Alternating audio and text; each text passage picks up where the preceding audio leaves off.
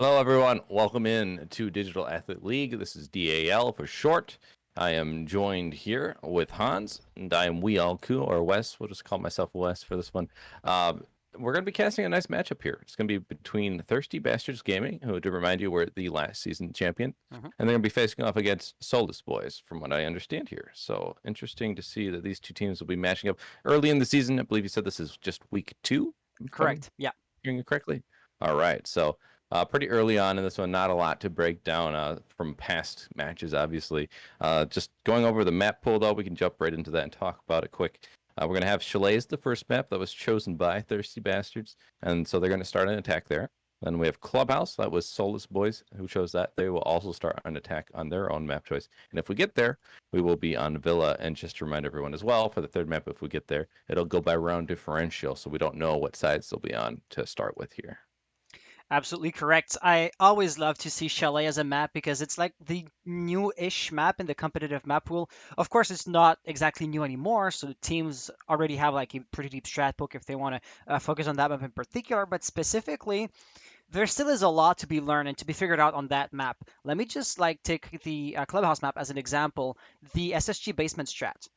The map was in the game since the beginning, so since 2015, and it took like us as a community 3 years to figure out this quirk of the map or this way to play the map. So I can only imagine what is left to be discovered on Chalet still, which is why out of every map, this is the one that still has the most surprise in store for us. So I always love casting this map, especially in particular at the very beginning, you know?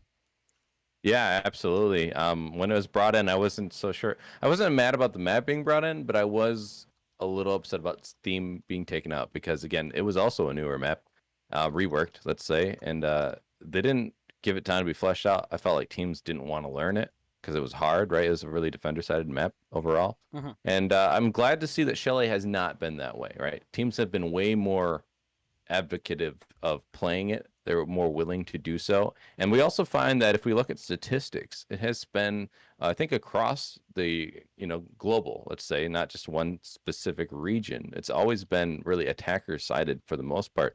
When I say that, it means kind of even slightly leaning to the attack. It's not like ridiculous, like 60, 70%, but like 55% of the rounds will be won by attackers. So it just goes to show it's very different than the last map of Theme Park. So it does add that element to it, which is also a different spin. But then, as you just mentioned, it's a new map in a lot of ways. It's also a reworked map, but it's basically just brand new, right? Because we have this whole new area over in Trophy where we have a new set of stairs.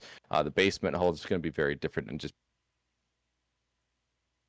because so just a lot of different things you have to consider when we're thinking about what strats are going to be utilized. I think we can see some of the similar gameplay to the original map in some ways, but the one I think of mainly is basement. No one goes basement, so it's not really even that big of a talking point. That was like the only similar one I could think of. Every other bomb site is very different in how teams are going to be attacking it. Which, to be honest, is somewhat surprising in the sense that basement seems to be still the favorite bomb site as far as ranked is concerned. So if somebody here in chat was to not be a comp player, was to be just a ranked player, quote unquote, a regular player, this might seem very off meta for once again the average player, but it definitely is not as far as like we are concerned. Right, exactly. That's the difference between the comp and the regular players, we'll say. And I do think that that's a really good point to make note of because I mentioned, when I was talking about basement, some people were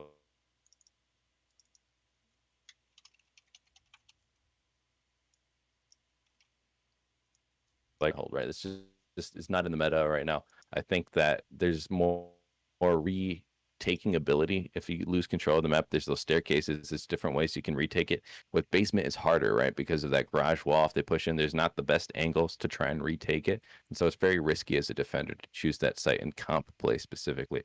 You can get away with it a little bit more in the ranked setting. We're still just waiting for a couple more players to load in on Thirsty Bastards Gaming's side of things. So the game won't be able to start just quite yet. So please bear with us as we wait for those players to get in. But hey, there's still more talking points to be made note of. Let's go back and talk about last season. You said Thirsty Bastards Gaming had won last season. How do you think they've changed since then? I do see a few new members on the roster. So Fentix was playing for another team that is also there again this season, but that's just an anecdote.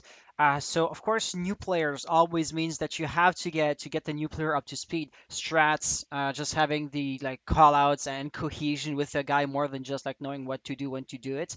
And so this would also always necessarily be a temporary setback, but the idea is it's supposed to be an investment, right? Once the guy's up to speed, he's supposed to be better than the person he is replacing in the first place. Or if the other guy just left the org, it's not exactly like a replacement because you found somebody better, but it's still, a gap to be filled. Is it going to be better than before? That's the goal. Is it actually going to be, say, reached? It remains to be seen, and that's exactly what we're here to do at the end of the day, isn't it? Yeah, exactly. We're gonna watch and wait in anticipation to see have improvements come through. And the real question is, there's two ways things can go when you have new players, right? We talk about the honeymoon phase. Things are Yeah. going really well when someone joins. They look dominant. Kind of happened with Brie Day on BDS. For if you watch that. And then he's still really good, don't get me wrong. But since then, he kind of, became more back to reality player. He was kind of like a god when he first joined, and now he's back among us mere mortals and the other players in Pro League as well. Back to more logical stats. Now, the other way it can go, though, is you join and you have growing pains, right? So it's either really one or the other. Either players are going to, or even fan bases will watch and they'll be like, oh my goodness, this is such a good pick right off the bat because they look so well. And then they just don't keep that up always. Or on the other side, right? What happens if that player has growing pains? How much of a leeway do you give? How much time do you give them before you realize it just isn't going to work? I don't know. I guess thirsty bastards have to consider that. But we do have everyone in the lobby, so Hmm. we're going to just make sure with them that they're ready to start up here, and we should be able to jump in. Just a reminder of the maps. Chalet, starting off there. Solace Boys will be on defense. Then we're going to go over to Clubhouse, and that's going to be with Thirsty Bastards Gaming on defense, and then obviously we don't know the sides yet, but Villa will be that last map if we get there. So in we go. So the first question that should come to mind is what kind of operators do you expect to be banned? I would say hard breaching is not as important on this map as it would be on other maps such as Clubhouse. Yeah, Garage Wall might still be important, but as we talked about, Garage does not get picked that often. It's still a major part of the game, but say having a Thatcher and a Maverick band isn't exactly mandatory on this map. So what do you expect, operator bands wise? Well, almost always Thatcher, right? So if that's not the first pick, he'll probably be the second one. First pick will be Nomad, though. So I talked about how retakeability of sites is going to be vital. That's why people don't Hmm. go basement very often. And in this case, that's going to kind of show in this pick, right? You need to have your alleys opened up. You can't be choked out and stopped by these air jabs that wouldn't, be one of the best counters. I think she's the best flank watch, in my opinion, most often. Some people obviously bring gridlock, but I think gridlock is just dependent on the map. But almost any map, Nomad's going to be good on. And this is especially one of those maps because staircases, air jabs work really well on. So taking her off the board is going to allow you that flexibility on defense to start roaming around and coming back to site when you need to. On defense, though, Valkyrie, not surprising to see her getting picked. She has the highest ban right now due to the differences made with Echo recently. Kind of recently. His drones are now visible, so you don't see him banned very often. Valkyrie, get throw her cams outside, so take her out, get her gone. And the last one I really wasn't sure of, so I didn't really make a comment. But Cade being off means that you have more accessibility. It's a lot easier to take care of the denial. If you have a Cade Claw, you can throw it anywhere. But if it's not a Cade Claw, then it's either a Bandit or a Mute Jammer, right? And those are both going to be on the floor. So a lot easier to take care of. I gotta say it's somewhat surprising though, because once Thatcher was off the board, having a Cade means that you could basically reinforce your walls with next to no repercussions, right? It's becomes so difficult because you can't just like impact tricks them or you just use a Zofia from underneath. The clock could be at the ceiling. And that's why I was surprised because once I see a Thatcher ban, I usually think to myself, I don't need to ban Cade afterwards. They're kind of like a symbiosis, if I can put it that way. But it looks like it was a ban by Solace Boys, right? Because the defenders get the first ban, so they decided themselves to not Yes. use Thatcher. Cade, sorry. So yeah, once again, slightly surprising. Yeah, and I guess it comes down to what strats are they going to be bringing, and I would just hazard to say that they don't play with Cade then. They plan for that ban. That's just what I would guess. I mean, you never know. They also probably thought, about the statistics possibly, where this is a little bit more attacker-sided in comp play a lot of the time. And so, make it a little bit easier on yourself. Maybe their attacks have been stymied by Cade themselves, and so they just want to eliminate something that they don't feel they need that would help their opponents more.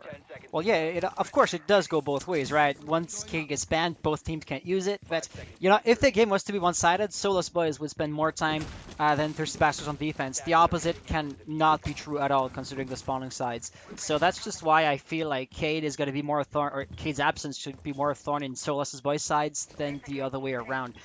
Either way, if we go into like the later stages of the game, both teams will spend the same amount of time on attack than on defense. So it really might be a moot point, but we yet have to wait and see. Right. Wait and see. Plenty of points that'll have to be fleshed out later on. But to open things up, we're just going to see the standard Siege play, right? No real opening engagements. No one's deciding to spawn peek, so in the meantime, just drone work going to be done, trying to get some control of the map. We do see Nibs using one of his hard breach already. It's going to be shot off the wall. It will get one panel worth on that wall, but unfortunately afterwards it looks like it was shot. Well, maybe not. It went through anyway. I'm surprised Idri did not shoot it. It looked like he tried to.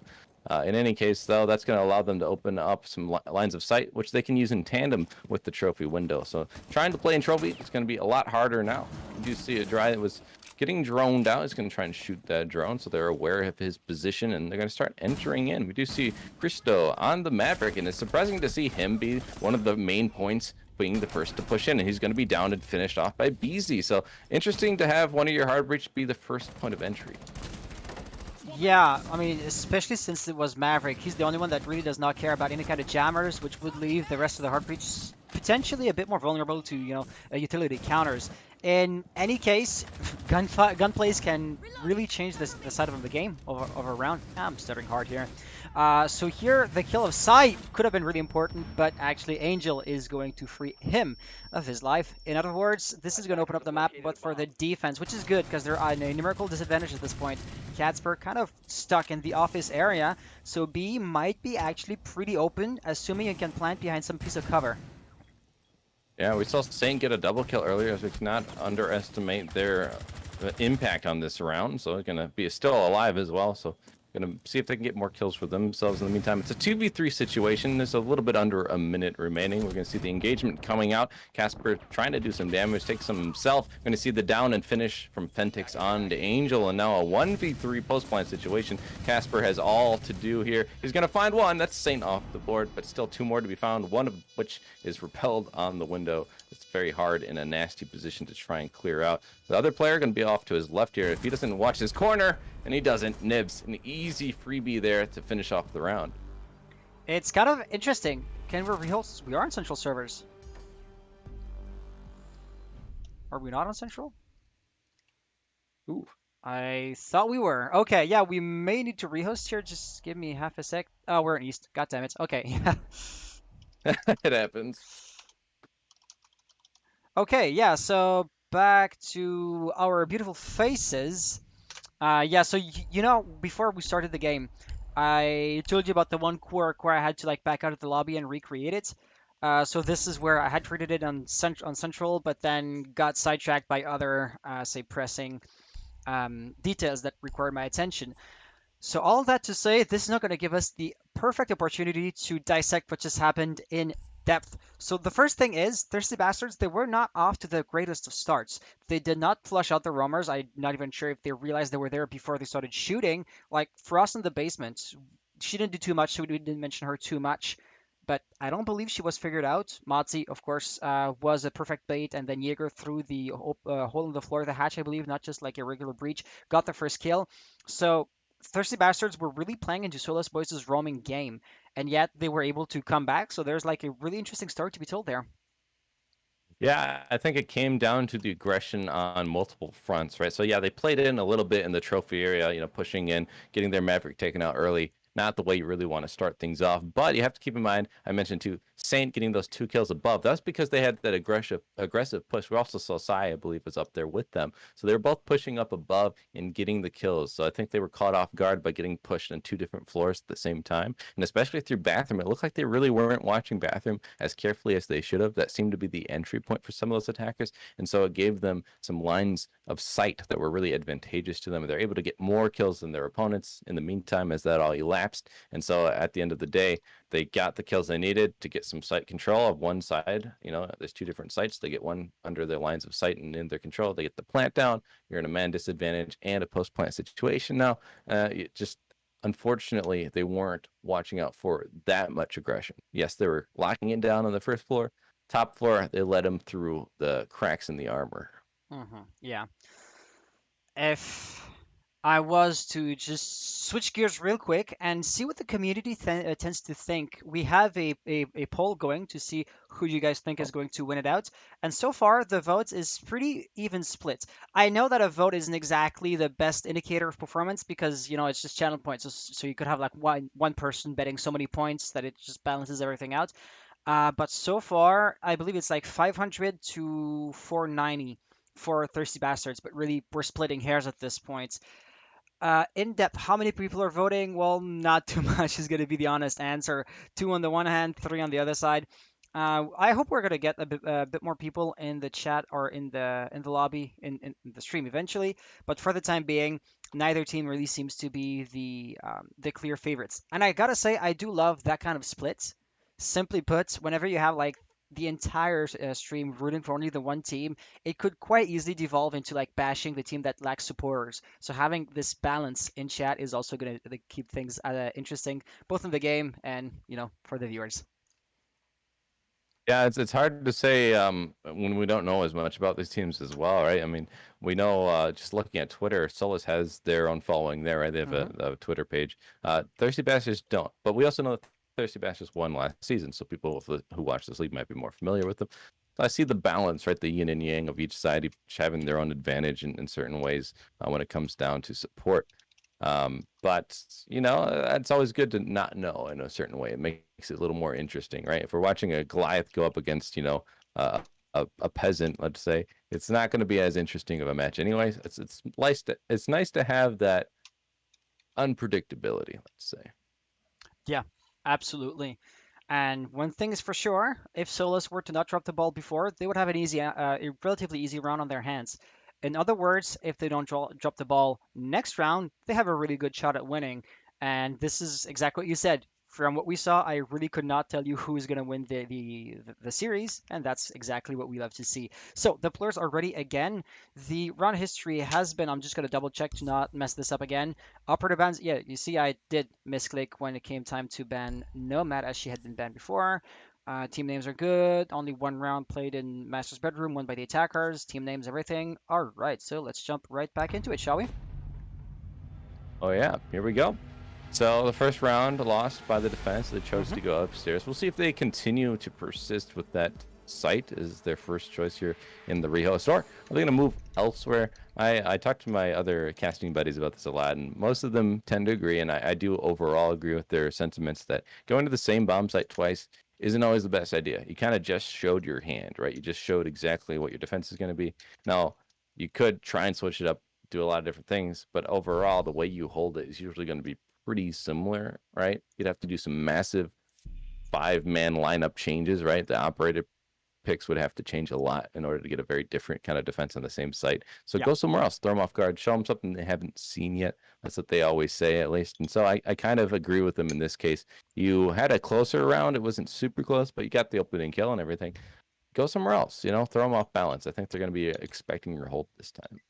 I mean, you're absolutely right. Adaptability absolutely is key. And the attackers, they have to adapt by just reacting to the type of defense that they have on hand, right? Whereas the defense really does get to set the playing field. I mean, literally, they decide which walls get reinforced, where the traps go, where barbed wire cameras, as far as, well, the one bulletproof camera and the bots and drones in that instance are going to be concerned. So, yeah, absolutely. Adaptability is something that the defense, by definition, has way more potential for than the attack, and yet they seem to not exactly be exploiting this say, systematic advantage. But to some extent, I don't believe, like, for example, this wall right here has been reinforced before, so Adri might switch his roaming game up somewhat. I say somewhat as those holes in the wall do tend to to suggest a very similar roaming game as we saw before after all, so I may just have spoken a bit too quickly there. Yeah, we've seen them reinforcing the same walls down near Trophy as well, so it's very similar things coming up. And to see the attackers kind of doing the same thing, get the drone work down, putting down these same claymores, so they must be very wary of runouts in very specific locations. Maybe that's something that they've had problems with in the past, or they, did some film studies, saw that these defenders of this specific team like to run out in those positions. Who knows exactly the reasoning, but it's better to be safe than sorry. BZ gonna get that opening kill on the Nibs, and yet again, they get an opening kill onto a hard breach. In this case, there is no Mavic. That's the only hard breach they have, and they're already dead. That's gotta hurt. The anti-realm game, though, is in full swing. Crystal's got to get a pick there. The other one is going to be Frost, and she is basically stuck between a cross angle. You just saw an X through the bullet's tracers there. That was some crazy accurate fire, which basically spelled Akaino's doom. I hope I pronounced that correctly.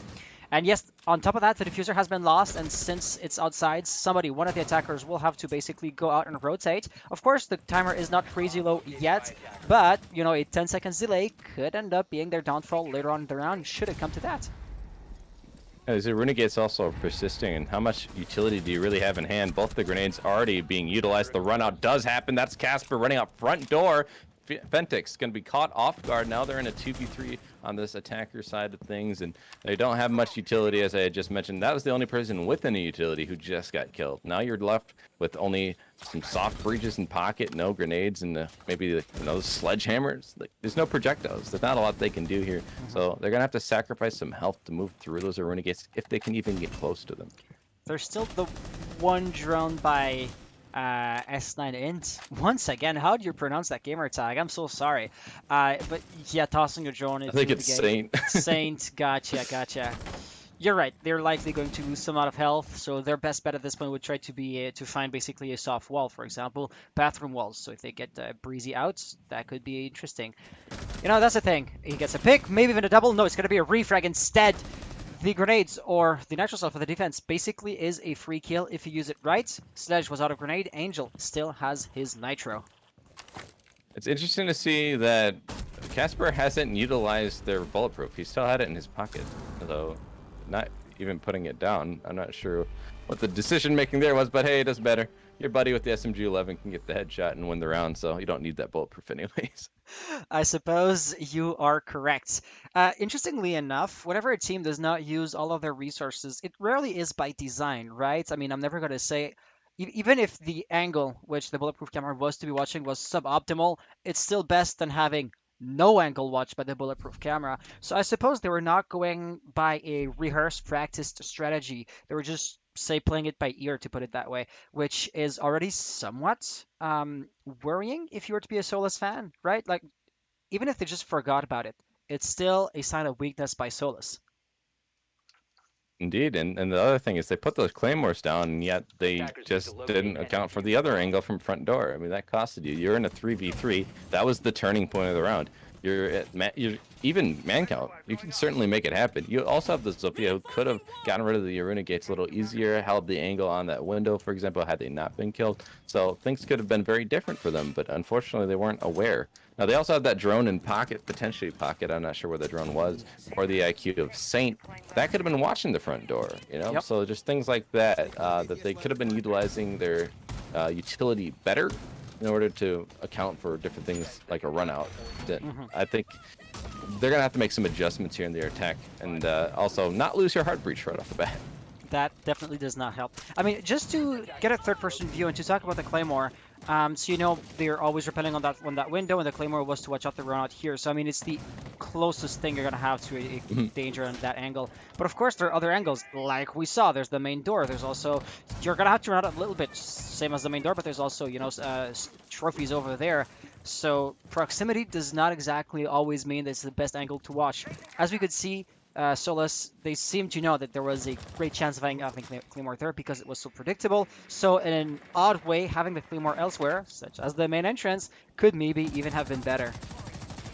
Right, or at the very least, again, just use a drone to watch the ones you don't have Yeah, claymores on, right? yeah. If you're that worried about it, and they seem worried about it, they brought 2 different claymores for it, so it's certainly something that they're trying to tap into. We do see Clash being brought, something we didn't mention yet. I think this is the map where you see that Frost getting picked the most, so not surprising to see her in the lineup every time so far. But the Clash can give them a little bit more ability to harass these attackers and delay them, as this bomb site is going to actually be below. So all they're going to do here is burn time above in the hopes that they have to start doing a very late push into the round. And the Clash not watching their back, they don't have a teammate watching that angle either, and unfortunately that's just a free kill for Nibs, and opening kill going to go in the way of the attackers. Idri though going to get a really quick refrag onto Sai and even the man count up about halfway through the round here.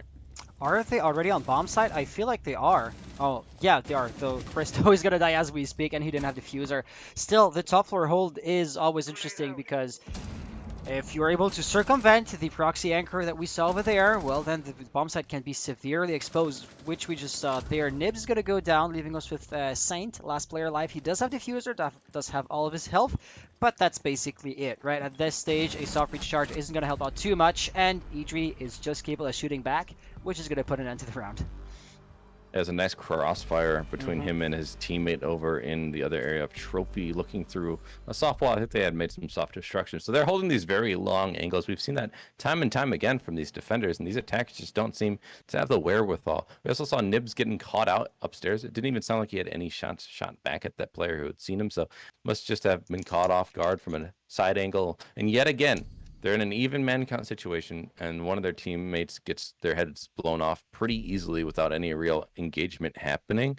And then they're left with a man disadvantage late in the round. I think these attackers are starting to bite off more than they can chew because they keep pushing and getting way too much control without having the lines of sight or the angles being held by teammates, and they're getting punished for it. I feel like the way Solace boys are playing right now, as the attacker, you have to be really well coordinated, right? Because opening up the walls, creating these long angles, line of sights, allows for the defense to hold on to a larger portion of the map than what would be typical if every typical wall was to be reinforced. So you have to drone it out even further or even better because, I mean, there's like more angles to be watched at the end of the day. And this is something that can be done, but it also kind of hinges on gunplay to be pulled off successfully by the defense. If everybody can see you, everybody can shoot at you, which is why guns tend to be really important. And this is an area where it might actually be hotly contested. I feel like if Thirsty Bastards were to figure out how the defense ticks, they are absolutely a worthy opponent as far as like just raw gun skill is concerned. Yeah, you just have to put yourself into situations where your mechanics can be shown, because a lot of these kills have gone without any, again, no return fire coming through on the side of Thirsty Bastards. So it just tells me that they're just getting caught unawares. So they just need to slow down a bit. They have more time than I think they have.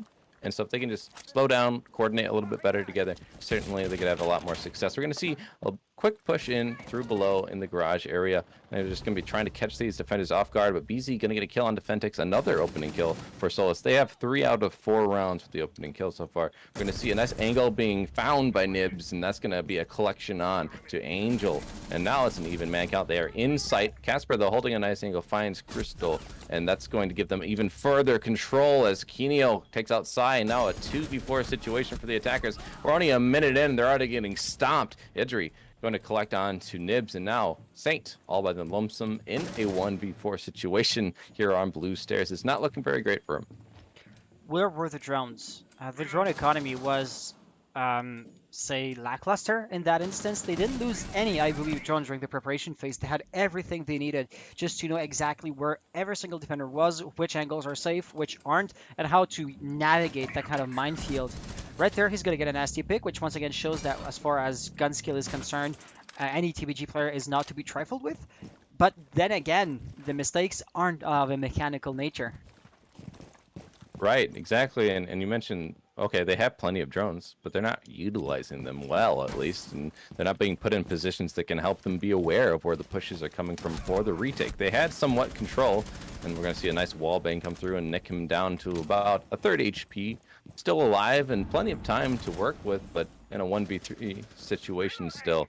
And a lot to ask for your hard breach now. He's going to go above, try and get an isolated incident up here with one of the defenders. I do believe they're by themselves, so he could find some ones here and make the round happen, but so far he's just opting to hold an angle. Maybe they're just taking a timeout here to talk as a team. I mean, it would not be too surprising if it was to be the case, because of course, there's his chance of survival or of success, to be even broader, are relatively low. It's not done until he's dead, but then again, statistics would not favor his outcome. So really, playing for time, but just without chilling on the roof outright, seems to be what he's doing right now. Not being overly aggressive. He's still trying to be quite sneaky, and it's going to pay out in that instance. They still have a few drones here and there, but of course, at that rate, he's definitely not going to get the kills, and there's no way in hell he's going to get the diffuser planted, which efficiently puts us into a deathmatch situation. Yeah, 1v2. He has to be fed these kills if he wants to win this round, and so far they haven't shown that they're going to feed it to him, but one's going to be very aggressive, but they are going to find the kill instead. He's not able to do so. BZ, he started the round, he ends the round, and now we see Solace Boy starting to get a few rounds of an advantage here on the defense. And they're asking for a rehost. He says, check my ping. I believe we saw that really quickly. Yeah, 300 and... All right, so let's just ask him if is a pause, because that would be easier for us, right? Right, see if he can just leave, come back himself. Maybe that'll reset it for him instead of resetting the whole lobby. Sure, why? Because they're the only one having this ping issue. We just saw it on their team. Now everyone else seems to have fine ping, so hopefully it's just a small issue on their side of things. They can just fix it real quick. But we'll find out here with the players. In the meantime, we can break down a little bit more of what's been going on with these attacks. And I think the main thing that we've been harping on is just a lack of usage of the drones. And then you pair that with just too quick of pushes where they're not watching out. They're not aware of the situation. They're not aware of positionings or lines of sight that these defenders have. And so they're getting punished pretty heavily for it.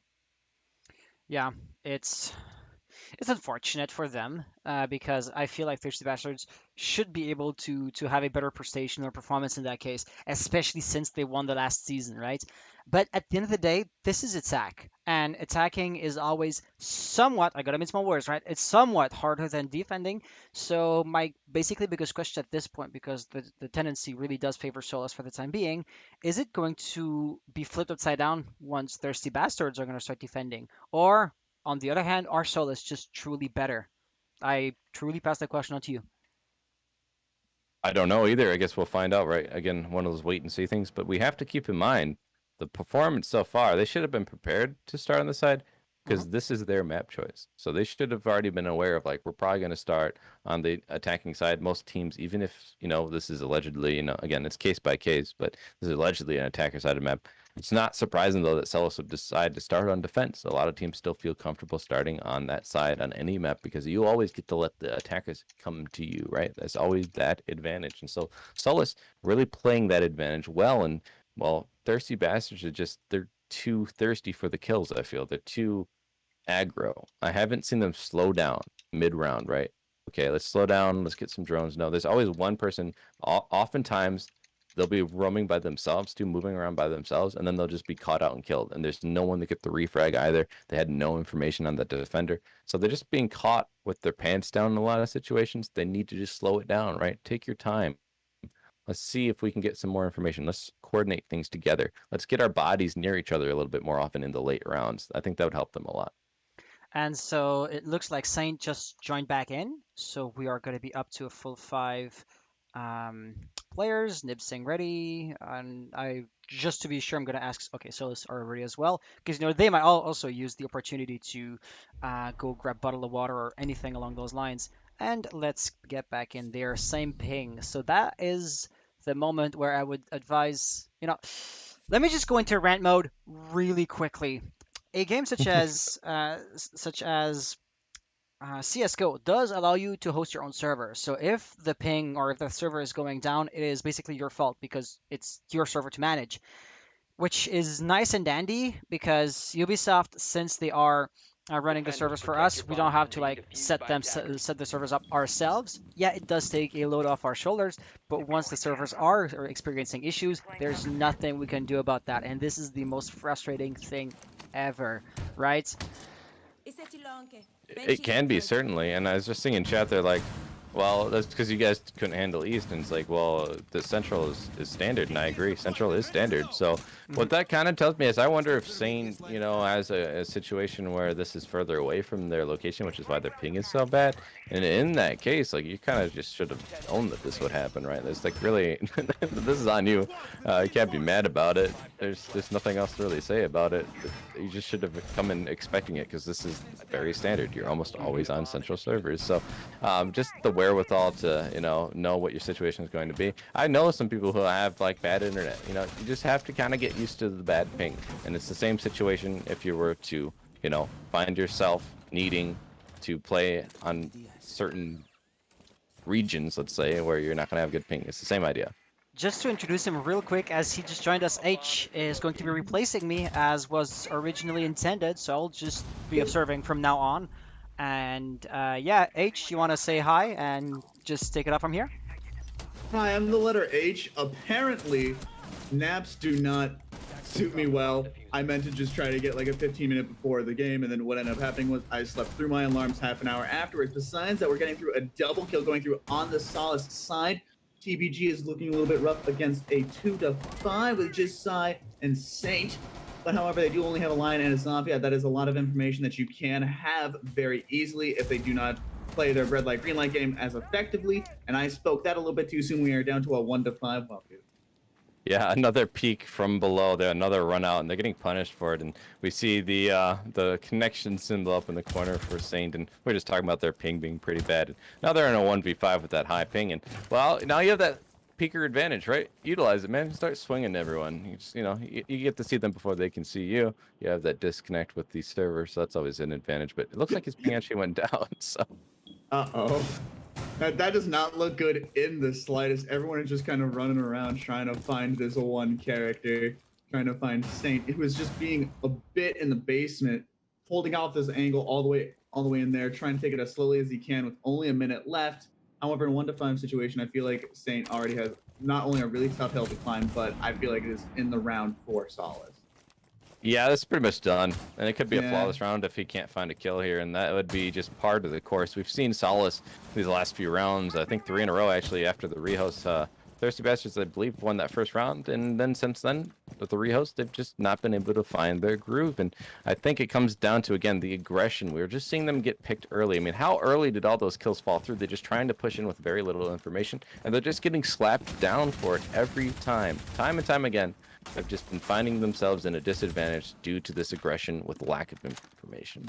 I did notice that we were at about 2 minutes with 3 players on TBG already dead. So I can see that completely happening, as that is something that you see happen with a lot of teams. And it does end up being a flawless round coming in for Solace.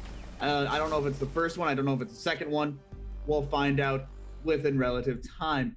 So we are going to our halftime round for TBG to become the attacking side, and after this round they'll be switching to the defensive side, and maybe they'll be a little bit better on that defensive side. They don't need to gather nearly as much information. They don't really need to push at all. So I feel like they might feel a little bit more comfortable on that defensive side out of what you have described them to be like. Well, you'd hope so, right? I've talked about this with Hans. This is their map choice, so I would have expected their attacks to be a little bit better. But hey, you know what? If they can swing it around and make a full comeback on their defensive half, then I would be very happy for them, right? But it's not looking so great. Hopefully they can find this round here. The last one, as you had mentioned before, they switch sides. And if they can find themselves at a 4-2 split going on their defense, it's not nearly as dire of a situation compared to, oh, we're 5-1 and we're switching sides. If we lose one round, we're then going to be on map point of our own map. Like, that's not where you want to be mentally. So for their own mental, they really do want to win this round. And on top of that, to also discuss more of that mental, we have Angel on the Clash as well.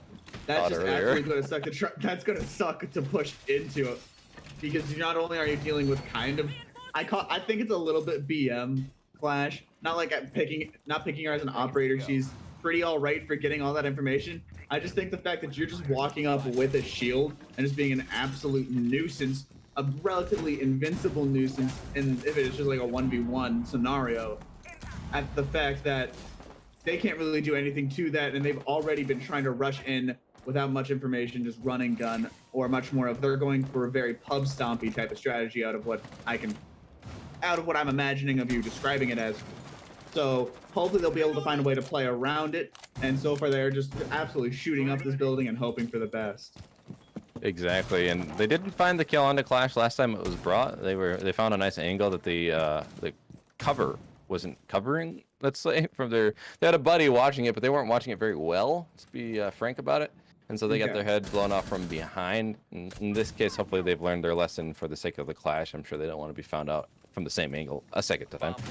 But in this case, they're going to be able to just continue to persist. And the only real counter they have is those Sophia stuns. And you already have to clear out a lot of utility. You have the Aruna Gates, you have the ADSs, you have a shield from smoke, and a shield from frost as well. There's a lot of utility already needing to be cleared. So you're going to have to be very careful with how you want to utilize and when to utilize these stuns and breaching charges, from the Sophia. And we are seeing TBG taking a little bit more of a methodical route, and it does seem to pay off as Sai is able to take down Solace from behind, or at least from some sort of angle. If you got like the very exact pixel peek that Rainbow Six Siege is known for having at all times. Beezy all the way down over there to try to make some more murder holes. We have Aquino and Piano Room trying to hold out this corner. Caster getting a bit of a dirty headshot coming in against Saint. It's going a little bit back and forth, a bit of a tug of war between Solace and TBG, but bullets are flying and deaths are going on the scoreboard. Oh, Casper trying to help their teammate who's been down, Aquino, and he does insane shot, and that was a nice kill, but unfortunately, Fentix, gets the kill, and their teammate is still down, so this is essentially a 2v3, now a 1v2, I believe, as the kill was finished off. And so now we say Edry on that Frost. He's been very good. Has 5 kills already, only 1 death. And on a 1v2 situation, still winnable, but 45 seconds remain. They're not on site as they were holding upstairs, and the site is actually going to be below. So if these 2 attackers can work in tandem, have a coverage, they can certainly get this plant down, and doesn't even need to happen. Fentix finds the last one, collects the kill onto Edry, and well, they're actually going to get that second round that we had talked about being essential. And now they're going to go to defense with a 4-2 split. I feel like they will end up doing a lot better on defense. We saw them take a much more methodical, much more slow approach. They gathered more information, or they just got lucky with their headshots. But I'm going to say it was the former, because I did notice them going a little bit slower just in general. And it did pay off in their favor. They made it a 2-4 split of Solace versus TBG. And we already have a Tachanka pick in the hands of Nibs for a defense. Whether or not that stays, we do not know, although I'm going to assume it's going to get 6 picked out, and it will into Jaeger. So that's not very uncommon, and that's a very, very common pick to be going out. And one of the people I'm excited to see being played is Echo, actually. Yeah, his pick rate not as high as it used to be when he was better, but is also in tandem with that would be his ban rate not as high. So now he's actually being allowed to be brought. I would love to see a resurface of the Echo being brought. Yes, his drones are invisible, but you can certainly put them in really cheeky positions and bring them out in times of need, which we're seeing more and more often. So you have to be more skilled, I would argue, to utilize his drones properly without getting them destroyed. And I think that's actually only going to make the game better by making it so people have to play a little bit more skillfully. It's always a work smarter, not harder kind of situation, especially in the hands of Echo, because actually, I think that's actually a line that he does say, work smarter, not harder, and the fact that you can just absolutely deny plants. And I've noticed a lot of Echoes not using it to they only use the kind of ping out, and he is putting it between the rafters there, which is a really good spot for it. I would still argue it can be relatively hard to spot because it's a much flatter drone rather than a much more rounded camera, so it's a little bit easier to hide into like a nook such as in between rafters and such. And they're black, so I mean, if it's a dark corner, hey, it's really hard to see. I'm also pretty sure they don't light up when you start using them on top of that. I'm not 100% certain on that, as we do not see a whole lot of Echo play in the current meta. But if that is an advantage that the Echo drones have over the Valkyrie cams, that is a very good pick, or at least it's a very good option for cam operators to be having.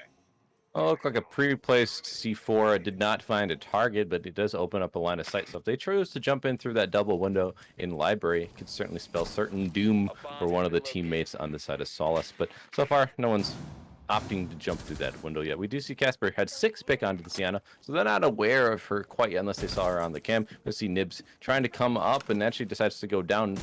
You know, doesn't go for the engagement. We do see the engagement from Cristo, but he loses the gunfight somehow. And Saint's going to get that kill onto Angel to try and even the man count, but that was just unfortunate from Cristo.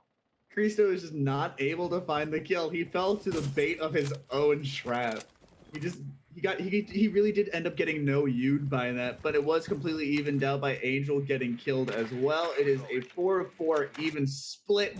Easy is a bit lit from that gunfight that Cristo and him got into, but in the end of it, I don't think it will be that big of a deal, as we have been seeing just a lot of gunfights going on, and he is still able to get his utility out where he needs it, so he's at least still benefiting his team in some way or another. Nibs being a really hard rummer going through the basement, with Casper going all the way for a wide flank in conjunction with BZ.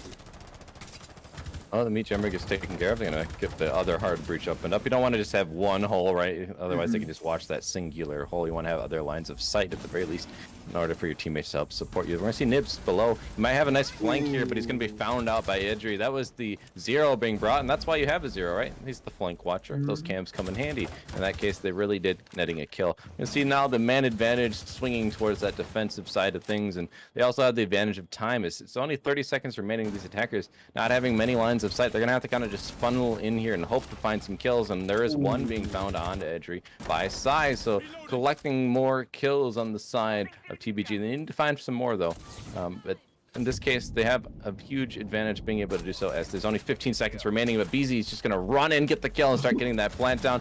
The impact though, the people that captures him, he's caught, and now in the remaining few seconds here, they have to start getting the plant down. It's essentially a 1v2 as this plant happens, but the Echo still alive is going to use that utility. We had talked about how pivotal he could be. In this moment, he wins the round for his team. At the very least, they're not looking for all the cams that Echo might be providing. I did notice that he put most of his cams on site rather than much more of the Valkyrie strategy where you're putting it all over the place to gain as much information as possible. Because the focus of the Echo, or at least the focus I'm assuming the Echo is going for, was to stuff that plant rather than to get information. It is the last ditch effort for, if they are planting and they are rushing, they are not going to try to shoot out the Echo cam, or they aren't expecting the Echo cam. So if the Echo is still alive, they can just win the round for basically free. And we saw that example in the last round, which is what word for word exactly what happened. Actually, they just stuffed the plant completely using an Echo drone that they placed on site. It's really smart, and the thing to keep in mind was they were getting punished for their aggression on attack, and that was really good discipline for the Echo throughout the round, but especially those dying moments. You might get itchy to get a kill or support your team. Plays the smart game, realizes I have the Echo drone. We don't need to kill or hunt for kills here. We just need to play the game in the objective base that it stands for, right, with these bombs. And so he's able to do that. He's not losing himself to what we had seen them lose themselves to, arguably, on attack, which is that aggression. He's able to keep a clear head. So I want to give kudos for that as well. Not every player does that always. A lot of players do end up getting kill greedy to try to get all the big kills, because if you are on this, because being a supporting character doesn't get you on the scoreboard as hard as some would want it to be. I wish it got you on the scoreboard to play a support, then I'd be doing a lot better.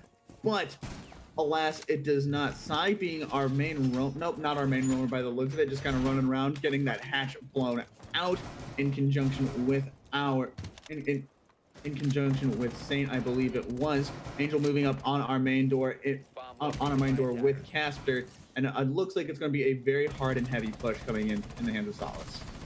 Oh, using the drone hole, trying to find the feed. I believe that's Nibs on the Jaeger down below, and he's actually usually the one playing upstairs on the blue stairs top floor hold with a shield very often, and with the Wamai discs also being brought, that might just be where, yes, it is indeed where Saint is being played, it looks like, if you look at his outline above. So each of them switching positions of what is more standard, but hey, he already has an ADS. He can keep having these Wamai discs spawned in his hand, so it's going to be very hard for these attackers to push him out of that position. And the attackers really are working to try to push him out of that position. Nibs being a bit of a nuisance with his little peeking angles that he has. Angel probably droning out. I am noticing Solace droning out a little bit more than TBG was. Whether or not that's just whether or not that was a constant thing that I just didn't notice until I just showed up, or Nibs looking into the sun by the looks of it. He just got absolutely caught out and then gets taken down by Casper. Casper finds the second round of Stadium. Will he find a third? And we're seeing a third kill coming in. Casper finds Sai as well. Finds a fourth. It's already a quad in the time span of 20 seconds. Fentix is our last man standing. A Goyo against the world, and Casper getting an ace already on attacking round 6. Coming in for Solace, being the absolute hard carry by the looks of it. And we saw Fentix just swan dive all the way out of the hatch in attempt to try to get him. Casper on the Ying. Don't see it often brought, but when it is, it's always a banger. And in this case, the ace is found. She has a really good weapon, right? Almost unlimited bullets. It's like someone with the Alda. You just get to continuously swing and get these kills, and I don't think they probably even reloaded. Probably just killed all 5 of them in quick succession. We saw the Yings really did screw over Jaeger or Cristo in that stock area for the bar and games bomb site, and unfortunately they were doing the standard hold, right, which usually works. Okay, they're gonna try and push, we can hold from above, but they just did not expect that aggressive push from the double window of games, and then as such they were punished heavily. They lost sight and were never able to recover, as those Ying Candelas just confused the ever-living crap out of them. And now we're gonna see them trying it yet again, same bomb site. Hopefully this time they have a little more success. The good old-fashioned run back. They're probably going to be expecting the heady push coming in from Castor. That, or either they're going to be putting a lot more focus onto protecting whoever was holding stockroom, because I did notice that pretty much they just pushed through Fristo. No, they pushed through Nibs. Nibs was the Jaeger at the time. They pushed through him, and the very second that they did, their entire defense just fell apart. So he seemed to be holding a very pivotal, I'm going to call it an anchor point, or a buffer room for taking over the main site, and Casper was just able to take advantage of the momentum that they had gained from killing the Jaeger. You made a really good point. I actually even missed myself. They had switched the roles. Now Cristo's on that Jaeger, and I think it was Nibs last time who was here in the stock position. So they're switching things up with the roles of where these players will be playing as well. And I do think that you have that top floor control. I mean, you should be playing up there in library, right? Or at least close to it. So once you knew the push was coming through, someone should have been holding from above as best they could, at least to try and help support that player. He did not have any support. So hopefully this time they have more of a wherewithal to watch out and help the player in the stock area, not leave them on the island by themselves. And it looks like Casper is still going for the very aggressive holds and the very aggressive pushes. We got a Ying Candela already out. It is going off as we speak. Fentix is getting caught in it yet again. Getting caught a little bit in the absolute sunlight that is. Finding an angle, and he is able to find the kill onto Aquino, who was trying to rush through and probably thought that the Ying had already fully blinded them, and they have already pushed all the way into library and getting the vertical advantage that they really need to be getting. And it looks like it's going to pay off dividends. Saint somehow finessing a whole spread of buckshot through a floor and through a couple of I-beams. I don't know how he did that. And able to kill Casper. Edger got a kill, and Saint finds a kill, but Angel getting a kill onto Crystal to refrag. So a lot of back and forth there. We find ourselves at 3 apiece for these two teams, and halfway through the round, so a lot of things evening up and finding themselves in even splits. But we're going to see Edger getting pushed. He's not aware of the position. A lot of potato going on, but Edger does end up finding the kills on the Nibs, and well, that's going to give these two defenders more of a headache. But luckily, Sai has a kill and collects onto Idri. So we're going to find a 2-2 situation with about a minute remaining. You still have the soft breaches to make more destructibility and get some lines of sight, but unfortunately, it's not going to matter as BZ gets a kill onto Saint. Sai by themselves, 1v2 situation, just under a minute remaining. There's a lot to do here. Sai is in that 1v2 situation. I feel like it's already lost. Angel already has this vertical advantage on them, but they have evened it out going for a much more horizontal playing field because they are searching for this sledge that is supposed to have that vertical advantage, but they've already fully backed off into sight. The classic bait and switch, so to speak. And Sai's going to take advantage of the vertical that he now has. All he needs to do is waste the last 25 seconds that the attackers have to try to plant until they have to plant. BZ just going for it. He's going to stick it because pros don't fake those. And the plant does go down. We have Sai running into main site, trying to find the kills, trying to find the headshot that he needs. Sai not able to find any shots that are landing, and the final one does land, making it a triple kill for Sai and a clutch round for TVG. There we go. These rounds get so close. It came down to an Echo drone. This time it comes down to a 1v2 clutch. They went out, both of them. Thirsty Bastards showing that they are very much more comfortable on defense. They get 2 in a row, bringing back the rounds to be far. Oh, I guess it wasn't in a row. Sorry, I forgot about the rush round. I want to give credit where it's due to Solace. But when rounds play out more standardly, Thirsty Bastards have won their defenses. So a lot closer than maybe it looked like when they were showing their attacks. Certainly more comfortable. We're going to see what Solace can do. They won one attack with that rush, as we had mentioned. What can they do, though, to try and throw up their holds, as they had given up the vertical play and it came back to bite them there? That vertical play, they really did just give up their full vertical play, and then it bit them just absolutely. It was a bit of the past haunting your present, I feel, where it's just like we had that vertical advantage, and I feel like if they just held that vertical advantage a little bit more aggressively, they would have been able to win the round out. But since they just fully gave it up for a plant defense, they end up losing it because Sai did use that vertical advantage to, well, his advantage.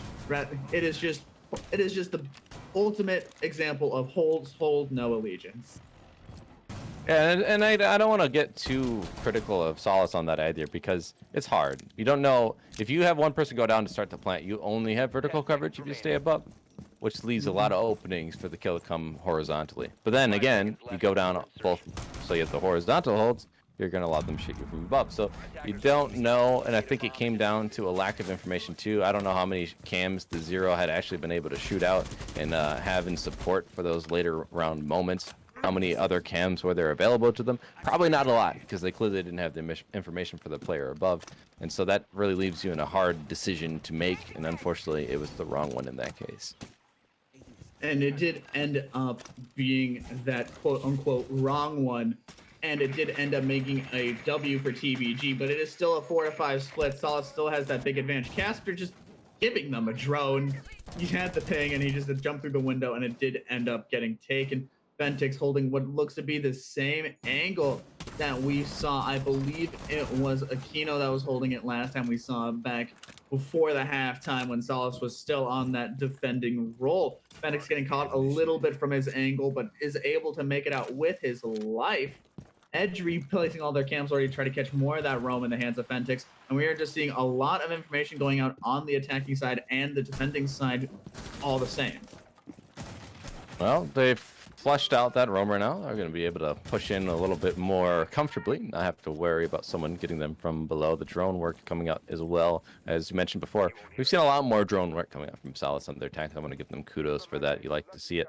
But they have to keep some of those drones alive, and each player has lost one of their 2 drones, so that's not where you want to really be. The gunfight missing out on the shots. Fentix is going to get collected by Angel, and that's going to give the man advantage now to these attackers. If they can win this round, they will put themselves onto map point, and this is Thirsty Bastards map, so they really don't want to be put in that situation. We're going to see on the other side of this, if he's not careful, there is a player sitting right there, and yes, he does. The shotgun out. Saint finds him, and unfortunately, that's going to make it so they can't get that wall open up by the Maverick alone. They're going to have to use some sort of hard breach, and the only one who can do that is going to be Zero. Crystal finding a nice shot right onto Casper's head, and Casper, one of the most influential players in this matchup so far, is off the board. Aquino, though, trying to make things work for his team. He finds Sai and brings it back to an even man count. We have about 45 seconds remaining, but the plant still has yet to come. Aquino a little bit lit off that initial gunfight. It is down to a 3-3 situation as we are going into our last 36 seconds. The Echo is not off the board yet, though, so I believe Nibs is going for the classic bait and switch. He's just going to wait for the plant when they're trying to plant right at the end, and that's exactly where it is. It does end up getting blown up a bit in the crossfire. Saint finding another shot, an absolute shotgun surge, and he's able to finesse that buckshot through what seems to be any sort of hole. Aquino finding a kill onto Cristo. It's just down to our shotgun surgeon and Nibs in the hands of our Echo, but he will not be able to stuff that. Will not be able to stuff that plant. And Saint showing that he is not good with only the shotgun, but also with the SMG-11. Which is what you like to see on your players who, you know, have a shotgun and SMG-11. If you can't use that SMG-11, you're going to be screwed at a distance. So certainly showing that he can have those medium range gunfights and come out on top. But it also had the advantage of, you know, they have to push in. There's 5 seconds remaining in the round, so a little bit easier of a kill, I would argue. But hey, they've done the work. They've brought it back to an even round count, and now with all those rounds in a row, with the one rush oddball round not included in that, they've shown a really almost arguably flawless defense, and so they certainly can take this round, put themselves on map point, and pull the little switcheroo on them. Hey, this is our map choice. You know, we didn't look so great on attack, but we don't need to, right? We can do it on defense. And so far, they've been showing up on that. Now we're going to see them go back to the other bomb site, which is the mid-floor bomb site of Kitchen Dining.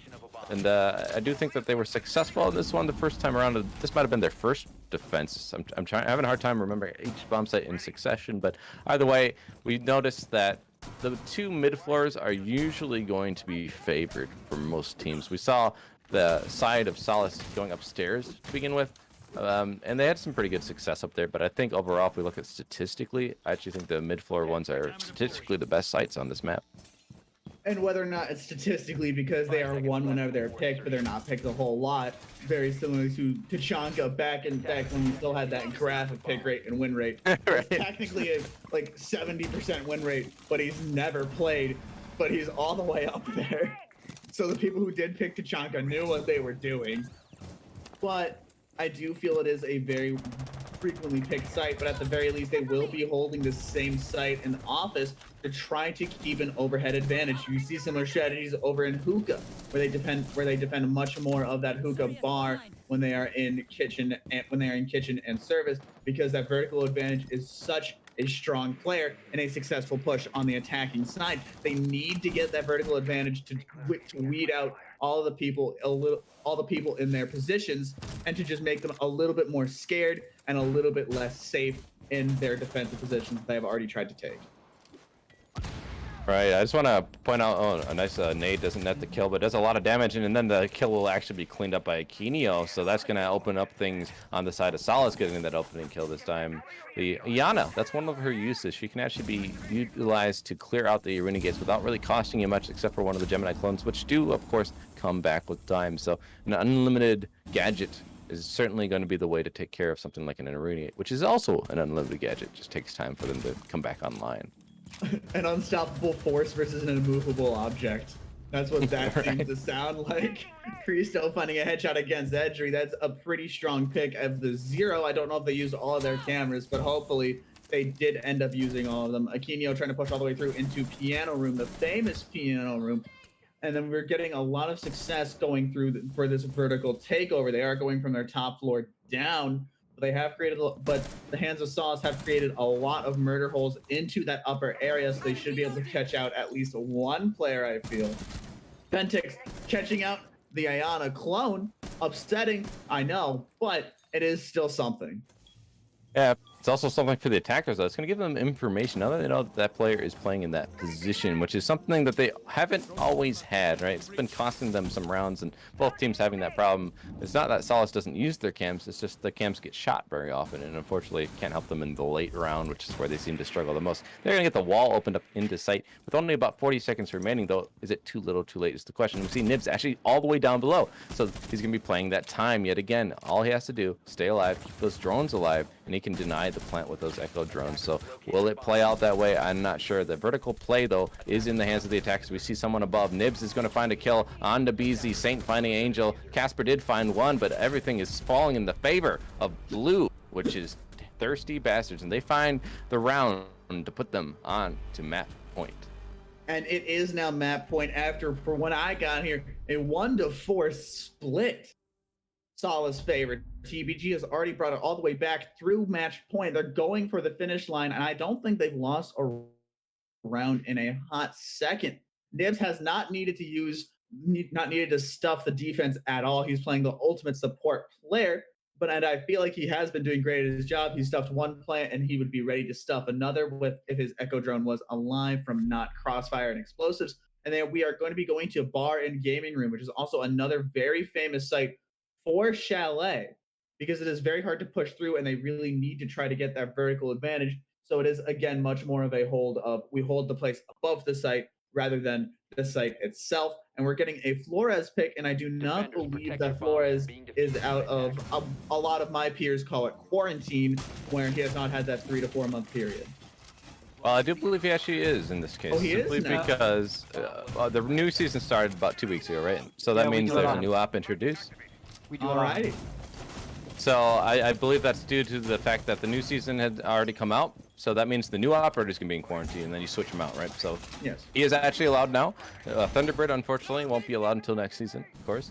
And I am curious to see. We've seen a lot of play with the Flores. We've seen Bolo pop off with them. We've seen a lot of kills even be ringing forth, not as often, but they do happen from time to time. Mainly, though, he's going to bring a lot of destruction capabilities, and especially the utility clear department. So that's going to be really pivotal to see where those drones are going to be placed to help them get these pushes in.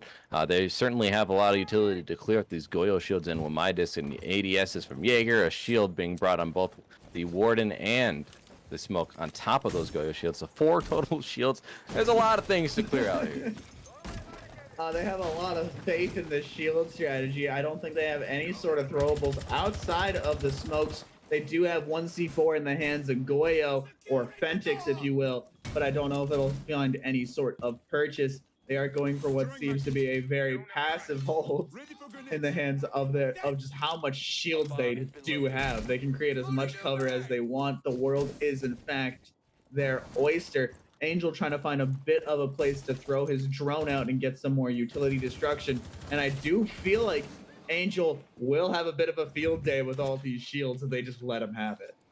Right, the only problem we saw come into play last round is they're lambs to the slaughter when it comes to time constantly on these rounds. We're going to see the Flores is going to flush him out of that position. He's going to drop the hatch. So they've already done some of their job, right, getting rid of some of these roamers. Now they can start to take some control of library if they want to. Warden's going to actually make his way back. He's going to shoot one of the Flores drones. So that's 2 drones down, and he's right back in position. So he didn't utilize that utility properly. You pushed him out, but then didn't have anyone holding it. That's utility being utilized properly, though. Casper getting that kill. It's going to count as, like, I think a fire shield kill, but it really came through because of that grenade being thrown out. KennyJ going to find a kill on the side as well. So these attackers showing their aggression is going to come in at the right time with the right utility, and in this case, they are finally going to be pushing those players out of position from above, getting that vertical control with about a minute remaining. Flores is being, we're seeing Angel doing his job really well at pushing out all of the cheeky angles that we are seeing TBG take. There, he was able to push them out of the corners, out from behind the shields. Angel finding another kill onto Saint is a 2 to 5 Solace favor. Cristo and Nibs have a very tall hill to climb if they don't want it to A, be a flawless round, or much more ideally B, not a win. Nibs just simply loses his gunfight against Edgery. And Cristo's is just being a rat peeking up from basement yet again, and it is overtime for this game. We are down to our overtime matches as we are seeing Cristo get taken down as he peeks his way out of the basement, and very unfortunately, TBG lost their advantage, and now it is relatively even, so to speak. But keep in mind, a 4-2 splits each way, meaning defense has shown that they have been stronger, and they get to start on defense here in overtime. So that's still to their favor in a way. Hopefully they don't have a round like that, though. Both flawless rounds that have come in this matchup have gone in the way of Solace. So Solace boys showing up in certain rounds in a dominant fashion. And I was mentioning lambs to the slaughter, but in that case, it was kind of on the other foot where thirsty bastards really could not find a foothold. And then they just constantly were getting picked off one at a time. The utility clear you had mentioned before, so pivotal. And what's going to be pivotal is Saint leaving in the player selection phase into the prep phase. I'm not sure the rules here on what can happen with that, but it might be too late to call for a rehost. He might be out for the round, which would put them in a man disadvantage here. Not yet. They have to ask for rehost before round swap, for attacker spawn. They can't hear me though. You might want to repeat that. So they can call for the rehost before the attackers spawn, which of course they have not spawned yet. This is the drone phase, and they are asking for one. So luckily, I do believe that they can ask for one, and they have, so they will get that rehost. They're not going to be down a man here in this round, so we're going to have to do a rehost here. So we have another one, folks, and apologize for that. It's at least here in the dying moments of this matchup. So we'll be right back with that overtime first round as soon as we get that lobby made. In the meantime, let's talk, H. What have you seen in this matchup so far? I know you joined a little bit late. What are your impressions of these teams?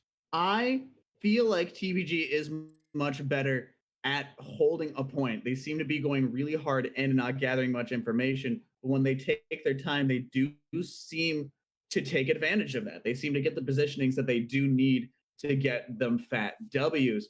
However, on the side of Solace, I feel like Solace is just simply better at their gunfights. I've seen a lot of examples, such as Cristo going for that dining room into kitchen gunfight. He just lost that gunfight, even though in theory he should have won it, as he had the advantage. He had the element of surprise, but he did end up losing it. So while having more information is great, information doesn't get you on the scoreboard and doesn't necessarily score you kills all the time. Indeed. And I do think that if I was going to say something about these teams, it certainly has been the attack that has been lackluster on both sides of things. And I think each of them has their own reasons for them. For that individually to them. So for one, let's talk about the attacks on this side of Thirsty Bastards. What happened? Just not utilizing their utility, especially drones, properly. They didn't really drone much. They were too aggressive. They push in without information, without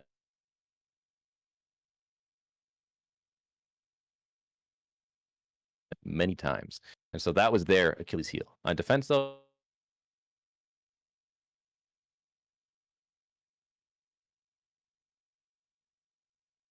that Solace has on their attacks, so I'll talk about that quick, which is time. They are oftentimes in the dying moments trying to get a plant down, and then they have to contest with either a man disadvantage, these echo drones, positioning is just not ideal for the plant. Things like that have just not come to fruition for them in their favor at the very least. And so each side needs to really clean up some things on attack. Otherwise, on the defense, you got to give credit. Both of them have looked pretty sound.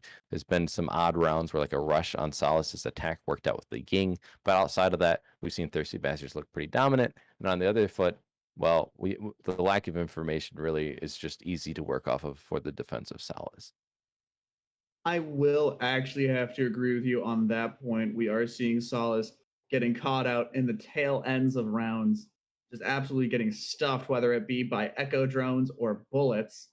And they're just not able to find the plant that they need, or at the very least find the kills that they need to get the plant down, or to just simply end the round. Because we did see a turnaround of the Frost all the way back when they gave up their vertical advantage to go for the plant, and then they used that vertical advantage against them, and it did end up working out really well and made it a fat W for TVG. Well, getting the lobby set up right now. It'll be done soon. Hopefully, the players can join as quick as possible. We don't want to leave everyone waiting for too long. But 4-2 splits, showing the defense will be a little bit stronger here. I talked about it a little bit.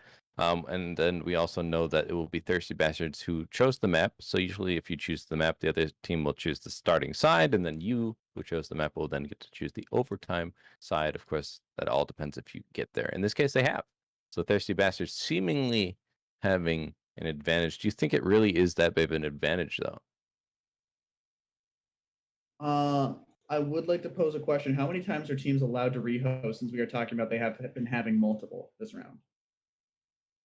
Well, the first rehost was due to being on the wrong server, so that really wasn't any team's call necessarily, right? I wouldn't cost either team that rehost that they are allowed due to that. So this is the first real like rehost that we've had in terms of a team calling it, I do believe, at least. We had a pause earlier. So again, each league's different, and I'm not as familiar with this league. I'll be straight up about it. So I'm not 100% sure on their rules with that. But at the very least, each team should have used one at the worst. All right, that makes sense. If it sounds, by the sounds of it, it looks like one was the host's technical difficulties / potentially our fault rather than a player's fault. Yep. So I feel like that does end up being a very good excuse for some sort of freebie in the hands of another rehost. We are still trying to get all of our players in and our match history in. We are waiting for a little bit more people. So I feel like that who do you think is going to end up taking it to the finish line? We have TBG currently on the defense, but once they win or lose that round,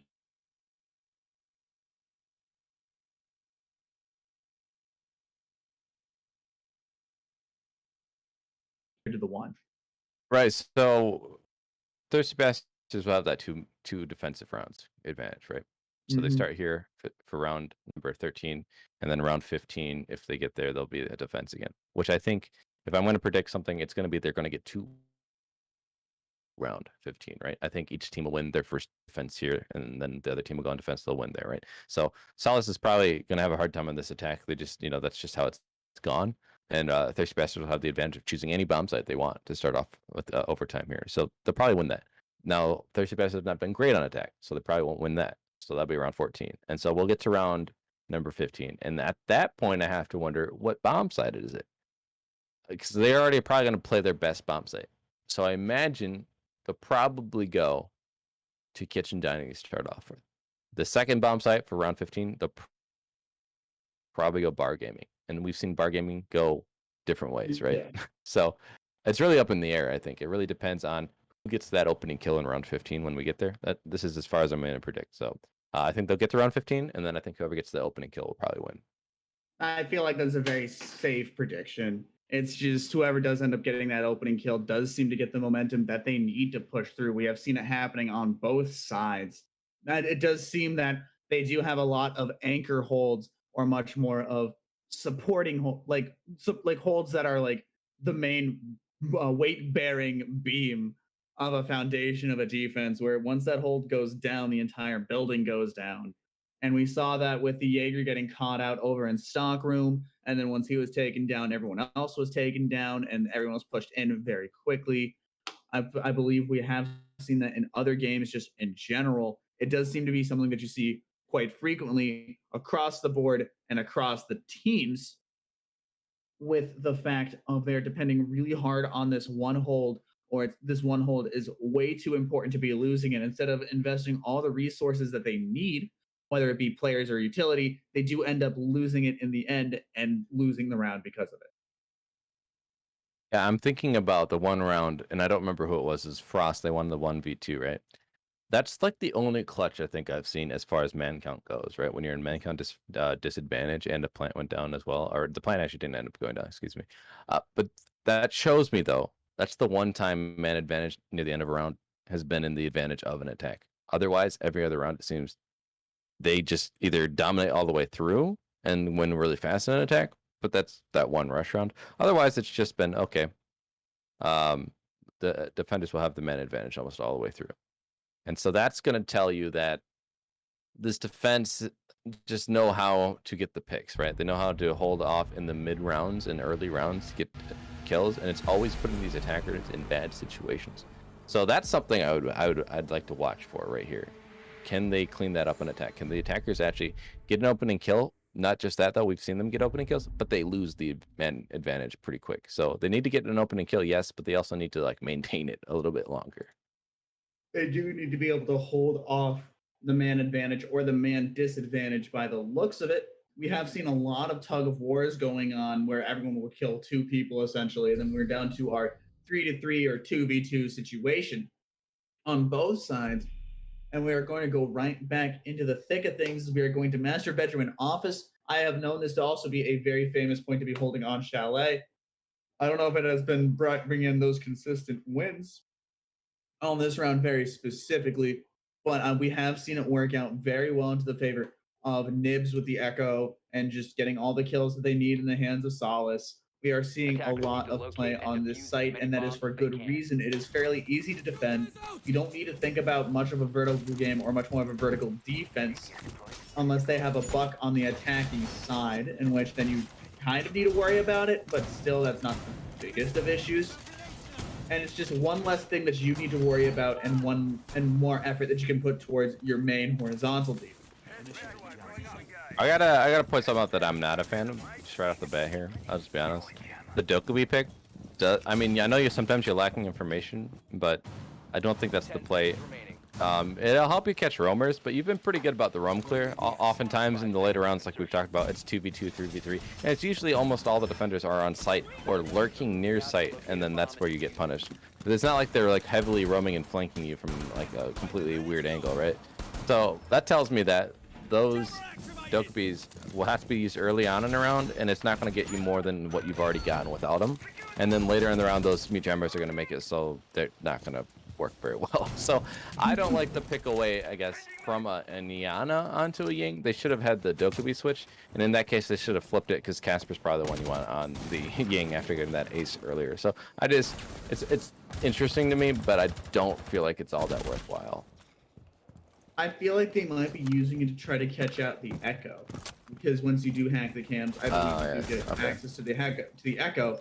So if they get access to phones, they'll be able to much more easily find the echoes, and then able to be taking them down, and then get the plant rather than get absolutely stuffed yet again by Nibs. Because we have no idea where Nibs is. Nibs could be in Peru for all we care. He is just somewhere else on the map that is not on our main site to stay alive and keep that drone alive. Casper finding the first kill of the Fentix. A bit of our Roman Empire with that ace earlier. That is a pretty good kill to be going out as well, because that is a drone not a drone taken out, or much more of a drone operator taken out. I hope he's put all his cams into places that he enjoys, or that he got some drones in the first place.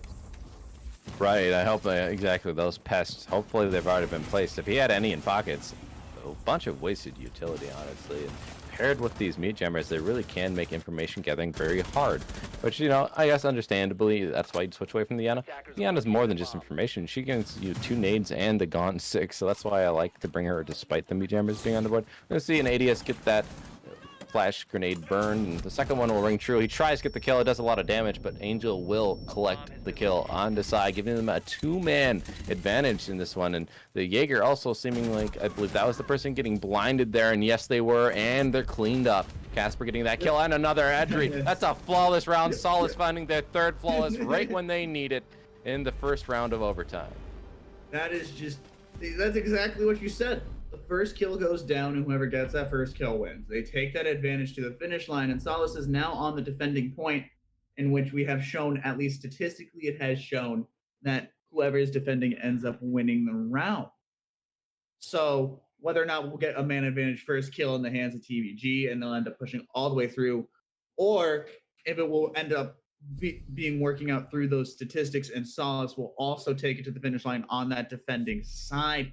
They do seem to be going for a much more traditional setup on both sides for Chalet at the very least, and I feel like it's going to end up paying off in whoever does get that first kill. Yeah, it happened a little different than I expected, right? I thought maybe that'd be the round 15, right? I thought maybe Solace's surprise come in on a site that's maybe not as strong. They'd come in and do that. But I was also surprised that TBG chose upstairs. As I said, and this is just maybe my opinion, but statistically I think it's fact. The mid floors are better. I don't know why they wouldn't have tried kitchen dining. They've been pretty successful at it. I don't think they've lost it yet, if I recall correctly. And maybe they didn't lose upstairs either, but it was a lot closer upstairs, right? They won on an echo, which is good, but it was still a 2v2, and it was closer, I think, than the site below. So I was confused as to the choice there, but hey, it's their choice to make, and unfortunately it doesn't pay off here. We will see Solace going upstairs as well, so are they going to also, you know, pay a price for choosing this bomb site? I don't think so, because I do think when I compared them, I thought Solace held this defense of this specific bomb site a little bit better than what we saw from Thirsty Bastards. And we are going to be seeing Saint pushing all the way through into main lobby by the looks of it. He is just absolutely gunning for that door, going for a very aggressive push by the looks of it. And we're just seeing a very standard, we're trying to get information and we're trying to break the windows that we need to break phase. It is the nice in-between of the main gunfight and the droning phase. Fentix catching out BZ in a dirty pick coming through onto Trophy. BZ being the Frost Soul, utility-wise, that's not the best kill to be getting, but player-wise, you don't want any players to be dying. Edry finding a refrag onto Fentix. A bit of our diamond in the rough, as he has gotten not only an ace, but a triple on last round in overtime of all places to be getting one. Andrew getting caught a little bit out, as well as he is trying to get into a gunfight with Cristo, who is just holding out this vertical angle, not vertical angle, this angle from like the top of the window, however you want to call it or describe it. But it does end up paying off in a good advantage. Nibs finding a frag grenade somewhere on the map, and Casper finding another frag on top of Sai. It is back into our usual tug of war shenanigans, Wes. And it is down to a 3-3. And we're at that even man count, late round.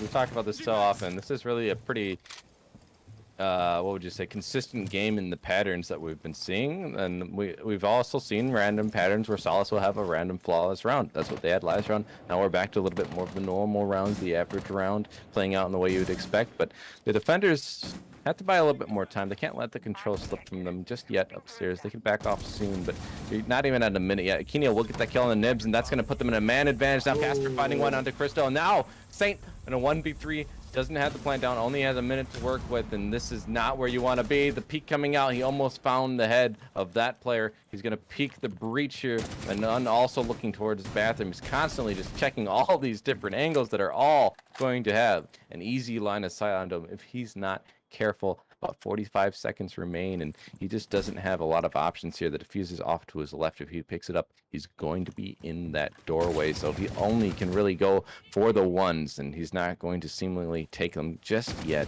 The diffuser down, though, is going to make it so he can't bait them at all here, H, and I think that this is going to be a round loss at this point. He's not taking the engagements early enough. He's not going to have the time to get these kills. And he also doesn't have not only the time, but it seems to be just the straight up angles. He doesn't have the angle advantage that he needs, because we are seeing Casper with this very dirty pixel peek. I don't think he can even see him. And Angel, a bit of our shotgun surgeon as well, able to find the shot going in. And I'd say that's a pretty well predicted round going through. And it is very well hard fought for the team of Solace. It was back and forth very consistently, with a ace here or there, and just they did end up coming up on top, even though TBG did absolutely shoot and just FTL all the way into round 6 match point. And Solace was able to take it to the finish line. They had done a very good job coming back. I mean, they helped themselves by getting that last round of attack, which we were worried they wouldn't on the side of Thirsty Bastards, and they make it the 2-4 split. And then they do their jobs. They get the 4-2 split themselves on defense and brings it to overtime. The problem is then at that point, when you have the defense as an advantage, because it seemingly was an advantage, you didn't utilize it to the best of its ability. You let them flawless you again, 3 rounds against you, 3 flawless rounds against you. I'm not going to criticize any specific players, but as a team, that's not good for your mental, and it's not going to look good on paper, and it's not going to look good going forward, right? And so I think that we have to be very careful watching now Thirsty Bastards. How are they going to act and react here? That was their map choice. They lost it in overtime after having a comeback. That's going to make it very hard to continue with the same kind of motivation that you had going into that first map. And we are going into Cafe. And was Cafe Solace's choice? I'm assuming it was. Actually, this should be Clubhouse. It's on the wrong map at the moment in the live that you're looking at. So I understand the confusion, but yeah, it will actually be Clubhouse, and it will be then Solace's map choice. And they're actually going to start on attack, but this is Clubhouse. So again, it depends how it plays out, but this isn't necessarily as defender-sided as an Oregon or a Cafe would be. Mm-hmm. And Clubhouse is typically a much more frag-heavy map. And with that in lieu, I would have to predict Solace personally, because just out of what I have seen, I have been seeing Solace winning more of their gunfights. So, like, statistically speaking, if the numbers don't lie, which statistics very constantly contradicts itself in both Rainbow Six and other things, so I can also easily be seeing a TBG win. But Solace does seem to be very competent in their gunfights. They know when to pick, and they know how to pick their fights, especially, I've noticed that. They know when to back off, and they know how to effectively swing out and get the kills that they need to. So I feel like being on Clubhouse by default, while having the advantage of already being their map pick, they also have the advantage of the map being just in nature a much more frag-heavy map. I'm curious what the bans would be. One thing that I would say that kind of skews the numbers in Solace's favor going to be the fact that they have a player who can play Ying and get kills, and Casper. And they were already at 13 kills when I saw them, and then I don't know what they ended at. The rounds were pretty quick. They got those kills very fast. So I don't remember the exact numbers, but at the very least, I saw them get a double in that last round. So they're at least at 15 kills at the end of that first map, which is almost 2 kills per round. So, or excuse me, no, 1 kill per round. But either way, you get the point. It is going to be a very much higher kill percentage per round than anyone else in this lobby. And so that's the player to watch in this matchup right here. I think that if they ban the Ying, that would be an interesting pick. But also they're starting on defense for Thirsty Bastards. So do you want to give the choice of banning Thatcher to the other team? I feel like it would push them into that because there is a bit of the dilemma of we have noticed this a lot, and I'm assuming you've noticed this a lot as well, where if you don't ban the Thatcher, no one plays the Thatcher because no one planned to have a Thatcher. So no one knows the plays as well. They might not be as trained on his guns as well. It's just one of those things I've noticed where even if the Thatcher's on the board, arguably one of the strongest operators to be having in any situation, if he is still on that board, people still won't play him because no one has practice with him. So if you just ban what you want to ban, you are forcing the Thatcher pick onto the enemy team. So they can't ban what they really wanted to ban because it is a bit of a gamble, sure. But I'd say it is one of the most consistent gambles that you can have, as Thatcher is one of the most banned operators in the game, where if you don't ban them, the enemy team will most likely ban them. And especially if you are on the attacking side, if you don't ban Thatcher and they don't ban Thatcher, you already have a massive advantage coming into the game. Just to point out, to go further with your point, you're right, because we saw Solace was on defense. They have the first ban. They banned Nomad, and they bet, and they were bet right, that Thirsty Bastard would ban the Thatcher then, right? And they did. So maybe you take the same bet then, right? Like you just said. Maybe now Thirsty Bastards, you take a bet. Who do you want off the board? Well, they banned the Nomad last time, and I don't know if it was that big of I mean, we did see some good flanks coming out, but I think it kind of benefited both teams. It wasn't really an advantage for either team necessarily to see that ban come through. In this case, they could take that risk, ban the Ying, and it would really only benefit Thirsty Bastards to get rid of that Ying, because then Casper is going to have to be put on a roll where they didn't have the same sort of success, because Ying is where they had their success. They had an ace on that Ying. They also came in and got other kills in the other rounds where they flawless as well, I believe, on the ace. Ying. If I'm remembering right, yeah, that would be true, actually. I think they brought Ying every flawless round. It could be wrong. Pretty sure they did. At least two out of the 3. So shows how much of an influence it has. And that kind of influence is very powerful. And it does end up winning those rounds that we really need to win. And it seems that we will be getting going here soon in just a second. So we will be going into our main game and seeing how this ends up being played out in both our ban phase and our gaming phase, or much more our main round. So we will end up seeing who takes that fat W in the hands of TVG and Solace, Solace being on our attacking side first, which I feel like will be to their advantage on Clubhouse. Yeah, I do agree with you. Their attacks look better at the very least. If we're comparing the two teams, Solace's attacks did look better. You can take away those flawless rounds and still say that they looked better in the sense that they were getting the kills and putting themselves in a position to plant. The only problem was too late in the rounds, and then they had echo drones and just the angles weren't proper, or the man count wasn't in their advantage, so they're in a disadvantage when they started planting, things like that, right? So they're doing a good job getting to successful positionings and places where you want to be. It's just not coming fast enough. So if they can just be a little faster, which I think on Clubhouse you can be pretty quick about your clears, I do think that would show that Solace can definitely have an advantage, and this is their map choice. So hopefully they have a little bit better showing on attack than what we saw on the side of Thirsty Bastards, but at the same time, can't be too critical of Thirsty Bastards in the first map because each team both had the 4-2 split. So it was just a defender-sided map in that case. And it really does end up being like that for this game. It just does end up being like, well, they were on defense, so they already had the massive advantage of just being on defense. But Clubhouse, as you have said, does seem to be more even. And I feel like another very pinnacle thing that will end up determining some rounds will be how good are they at hard breaching, or subtitle, how good is the Maverick at Maverick tricking? That's very true. Maverick, Because we really did important. we did see Solace try to Maverick trick and it did not work out. Solace, we have TPG already banning the Thatcher. Solace is now able to ban whatever they want. So It will be the Maverick, or you know what will it be, is and it the will. Maverick. You know what? Scratch that entire Maverick tricking point I just made. It's just not happening, I guess. That hard read is just not coming out. That's arguably going to make it a more defender-sided clubhouse, because Maverick really opens things up for you. It makes it so it's a lot more even of a map. With both of the primary ways of making hard breaching easy off the board, that being Thatcher and Maverick, what's going to happen? How are they going to get things opened up?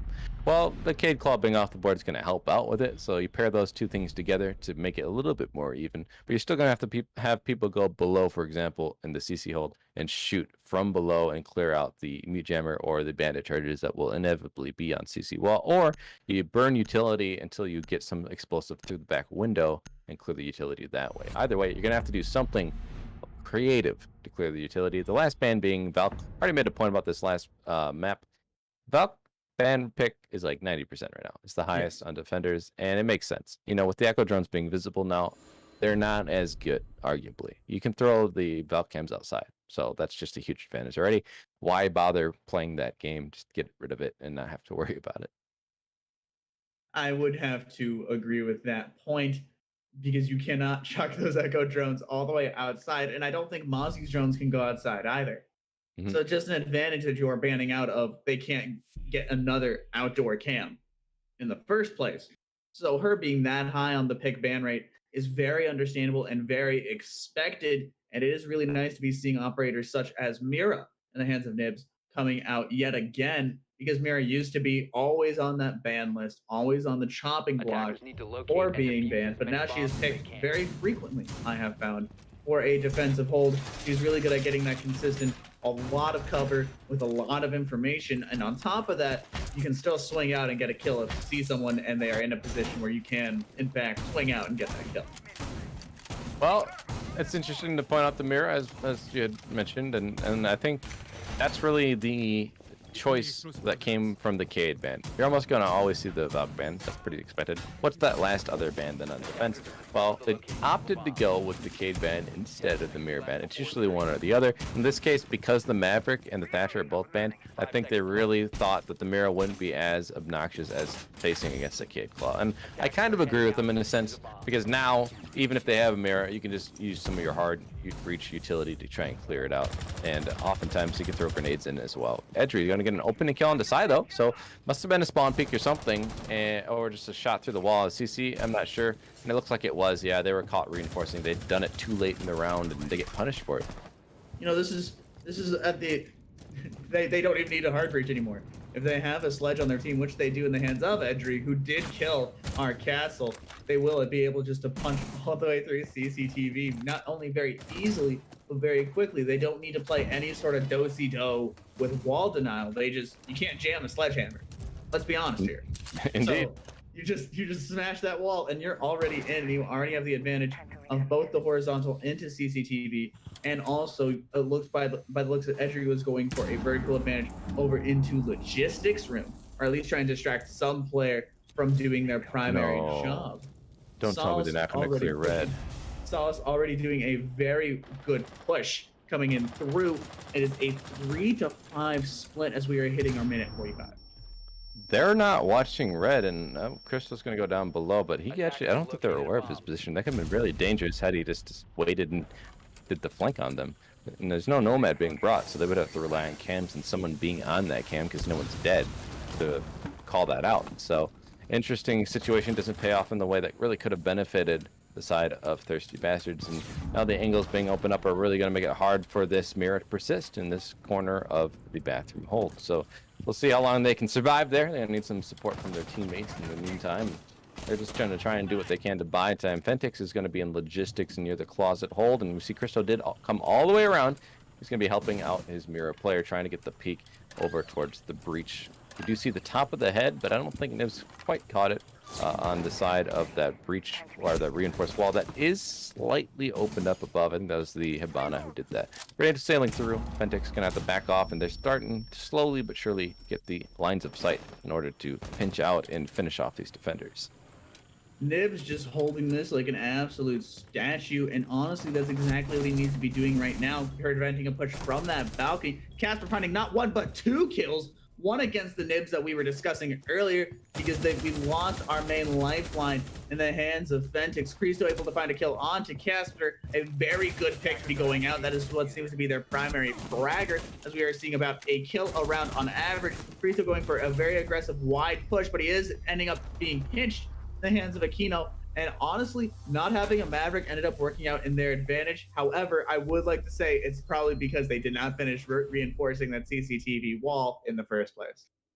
Yeah, it kind of gave up the extended hold that they were going for. It came too late. They lose a man in the very beginning of a round. You're constantly in a 4v5 from there on out. Not where you want to be. Also, I didn't quite see everything, but it didn't look like he got all of his castle brickets down either, so it doesn't really help your cause that much in that case. So I do want to see what they're going to do here, which it looks like CC in cash. So they're not going to repeat that site, which is oftentimes going to be the third tertiary site, as they like to say. And so they're just trying to throw him off. Did not work out, though. It looked really dominant on the side of Solace, and this is kind of concerning for Thirsty. I'm hoping that Thirsty Bastards can show us a little bit more and hopefully not lose that opening engagement like the way that they had just done. That'd probably help out a bit, but they also just lost their one-on-one engagements pretty consistently. And I don't know if it did end up becoming a conga line effect where you turn a 2v1 into 2 1v1s, but I feel like that could be something that does end up happening in the hands of TVG. They aren't pushing as a unit, they are pushing much more of as individual players. And then they just end up losing because Sauce already does have that advantage of they are just better at their gunfights, or they're much more consistent at their gunfights and getting those kills. They have already learned from their first mistake. They reinforced CCTV wall before round 1 has even started, and that is going to put them into a massive advantage because there's not much wall denial. It's a bit of a double negative, but it works out if you do the math. So they will not be able to push through that CCTV wall as easily, if at all. All right, this makes sense. You only can use mute or the bandit. In this case, bandit's usage has just gone down in the tank, right? Like it's at the bottom. It's not going to really bring you all that much. You get 4 mute jammers, and they can get all the walls that you'd like and pinch off some drone choke points, let's say. And I think that does show why it's going to be brought way more. So we're going to see the push in from Aquino. The drone wasn't far enough in front, so the information didn't come out in time. Unfortunately, that's going to allow them to get the opening kill on the other side of things. So PBG getting that opening kill, and that's going to have a very different tone for the rest of the round after that. Sai getting killed. Sai also taking out Casper Science. We are seeing a lot of another overtime round, where it's being the person who gets the first kill ends up winning that round. And while they did not reinforce that balcony into gym room reinforcement, or much more of the gym hallway reinforcement into master bedroom, they were still able to find that advantage because they didn't really peek their corners very well. They didn't seem to have been droning very well by the looks of it. They weren't clearing out every possible roaming area, which can also put blame on that for they don't have any sort of roam clear on the side, or not roam clear, any sort of roam clear on the side of Solace. They have a lot of attackers, they have a lot of breach, but they have no real way to spot out anyone who is out of position. Edgery shooting some toes off of Fentix, and it does end up killing him in the end of it. Yeah, he had lit him up before through the wall. He got a ping from his teammate, and that really worked out to his favor because they actually cleaned it up by just getting some toe shots on him. So really job well done from Edry, trying to bring this man count to not so bad of a deficit, just down by 1 now. And they have to be wary, though, of this flank from behind. I hope they have a cam watching out. They've been pretty good about the drone work so far. We've seen a lot of pings coming out from these dead players, but unfortunately, those 2 dead players were the entries. They lost the Zofia and the Ash, so now they're going to have to rely on these more support-type players to get the kills, and Saint is actually going to be down. And finished. No, not bad. That's Edry getting Cristo, who was that flanker I'd mentioned before. Now they actually have a man advantage with that mute being down, or the smoke being down, excuse me. With that smoke being down, that is putting a little bit extra time, a little bit extra very needed time They aren't pushing in at all. They're just kind of holding out the angles. And as I say that, Angel is able to find that plant. They have fully taken over site. Entry holding out an angle over into Garage, finding the kill onto Saint. And then just like that, we are seeing Solace melting. It is 9 seconds left on the clock, and it's just BZ versus Sai, and Sai is able to find the headshot that he needs in order to end the round for a victory for Thirsty Bastards. Well, really job done from Sai, but that was also not the right angles just being held to support your player. I don't know why Hibana had pushed up so far into sight when your teammates off to your right. You really just had to watch the rotate and rely on your thermite to just watch from the window which he was on. So they could have just had the crossfires and the perfect angles to watch for the plant just to get down, but instead they give up that kind of advantage by having the Hibana push in too close for comfort. And in that case, well, they're able to get punished for it, and all the defenders went around. They could have easily lost there had it just been played slightly different. In any case, though, a job well done from Thirsty Bastards. They're going to win their first defensive round, which means a different site must be selected. They're going to opt to go down below basement hold. We haven't seen one yet. Hopefully, it's going to be a good one. Attackers need to locate and we are. It is also a very common map pick. They do need to worry about a vertical advantage, whether or not they'll do some fancy shenanigans, whether it be impact tricking any sort of hard breach against the hatch, or if they'll be going for a much more direct method of just, let's put a dude in kitchen, let's have a chef, and he'll be able to defend that kitchen site, because that is a very popular hatch to not only be blowing up, but it's also a lot of floor space that is destructible, and it basically completely reveals one of the sites for a vertical hold for the attacking side. So it is one of those very mandatory holds. It's a mandatory, we need to hold this site, or we at least need to prevent a hatch breach on the site. And by the looks of it, it does seem to be kind of half-held with a putting there of an Aruni gate, where they at least need to use more than just hard breach to get through. Just like last map and this map, Thirsty Bastards have really been focused on bringing that utility burning meta back. They've been bringing so much to just have to contest with as the attackers have to push in, clear out the ADSs, clear out my discs, clear out shields a lot of the times. In this case, we have Aruni gates and Evil Eyes instead, but no matter what, it's utility that you have to use destructive capabilities on in most cases, except for the Aruni gates, of course. But you still have to burn something with that. And in this case, luckily, they do have the Iana that she just took some damage, so if she gets killed, now you have to utilize an actual bit of utility on those Aruni gates.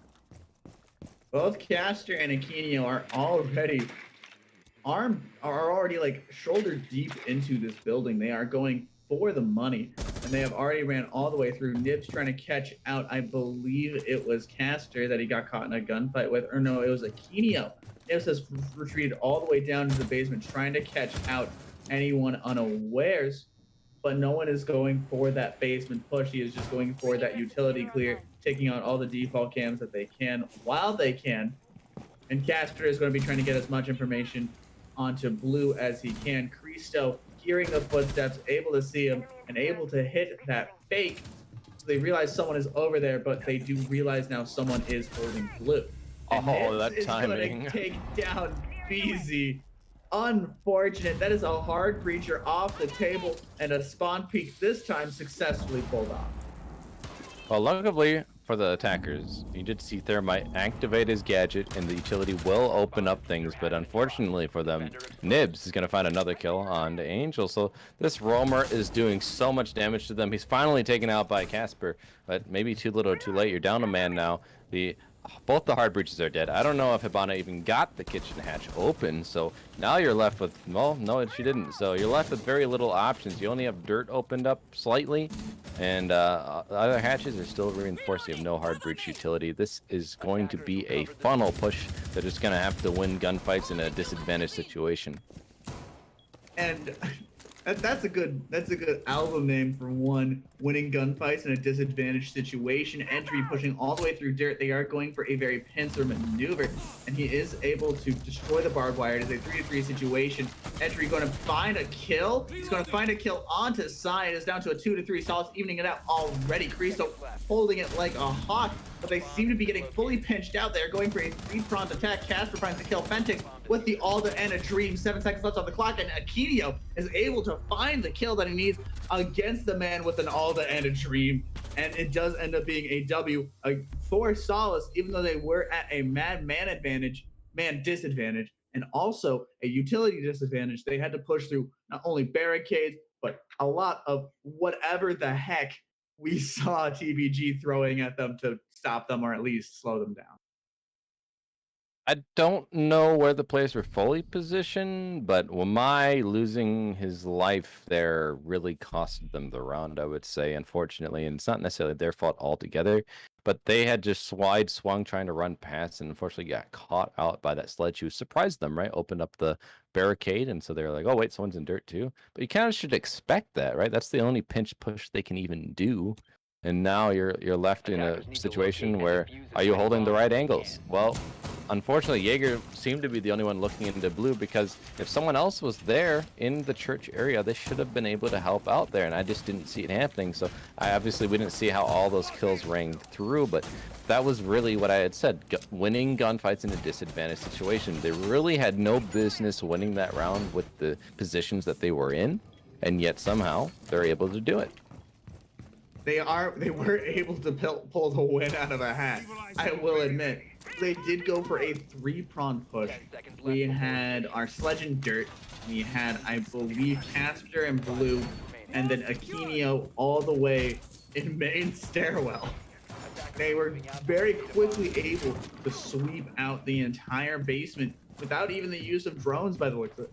They were just able to use the good old-fashioned meat drone and then find the shots they needed to find, and they were able to take it all the way to the finish line. And we are going to be seeing BZ getting into another thermite flow. I almost said Thatcher. You always get those two confused, the two TH operators. It happens.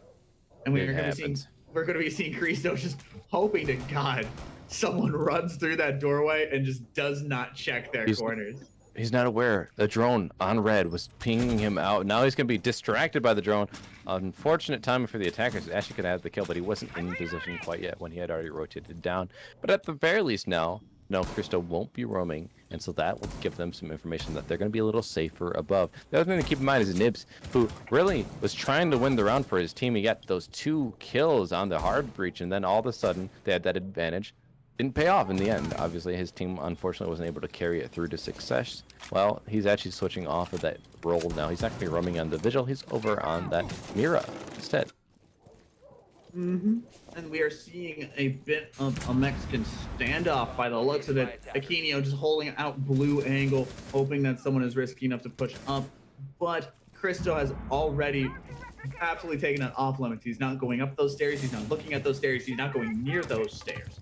He's just going to hold out behind a wall and hope for the best. Akinio does find a kill onto Nibs, who did seem to be a little bit overzealous. He is our primary roamer and our primary fragger on the defending side. Caster finding a kill onto Cristo with this vertical advantage that they were able to get because the defending side did not defend it as hard as they wanted to.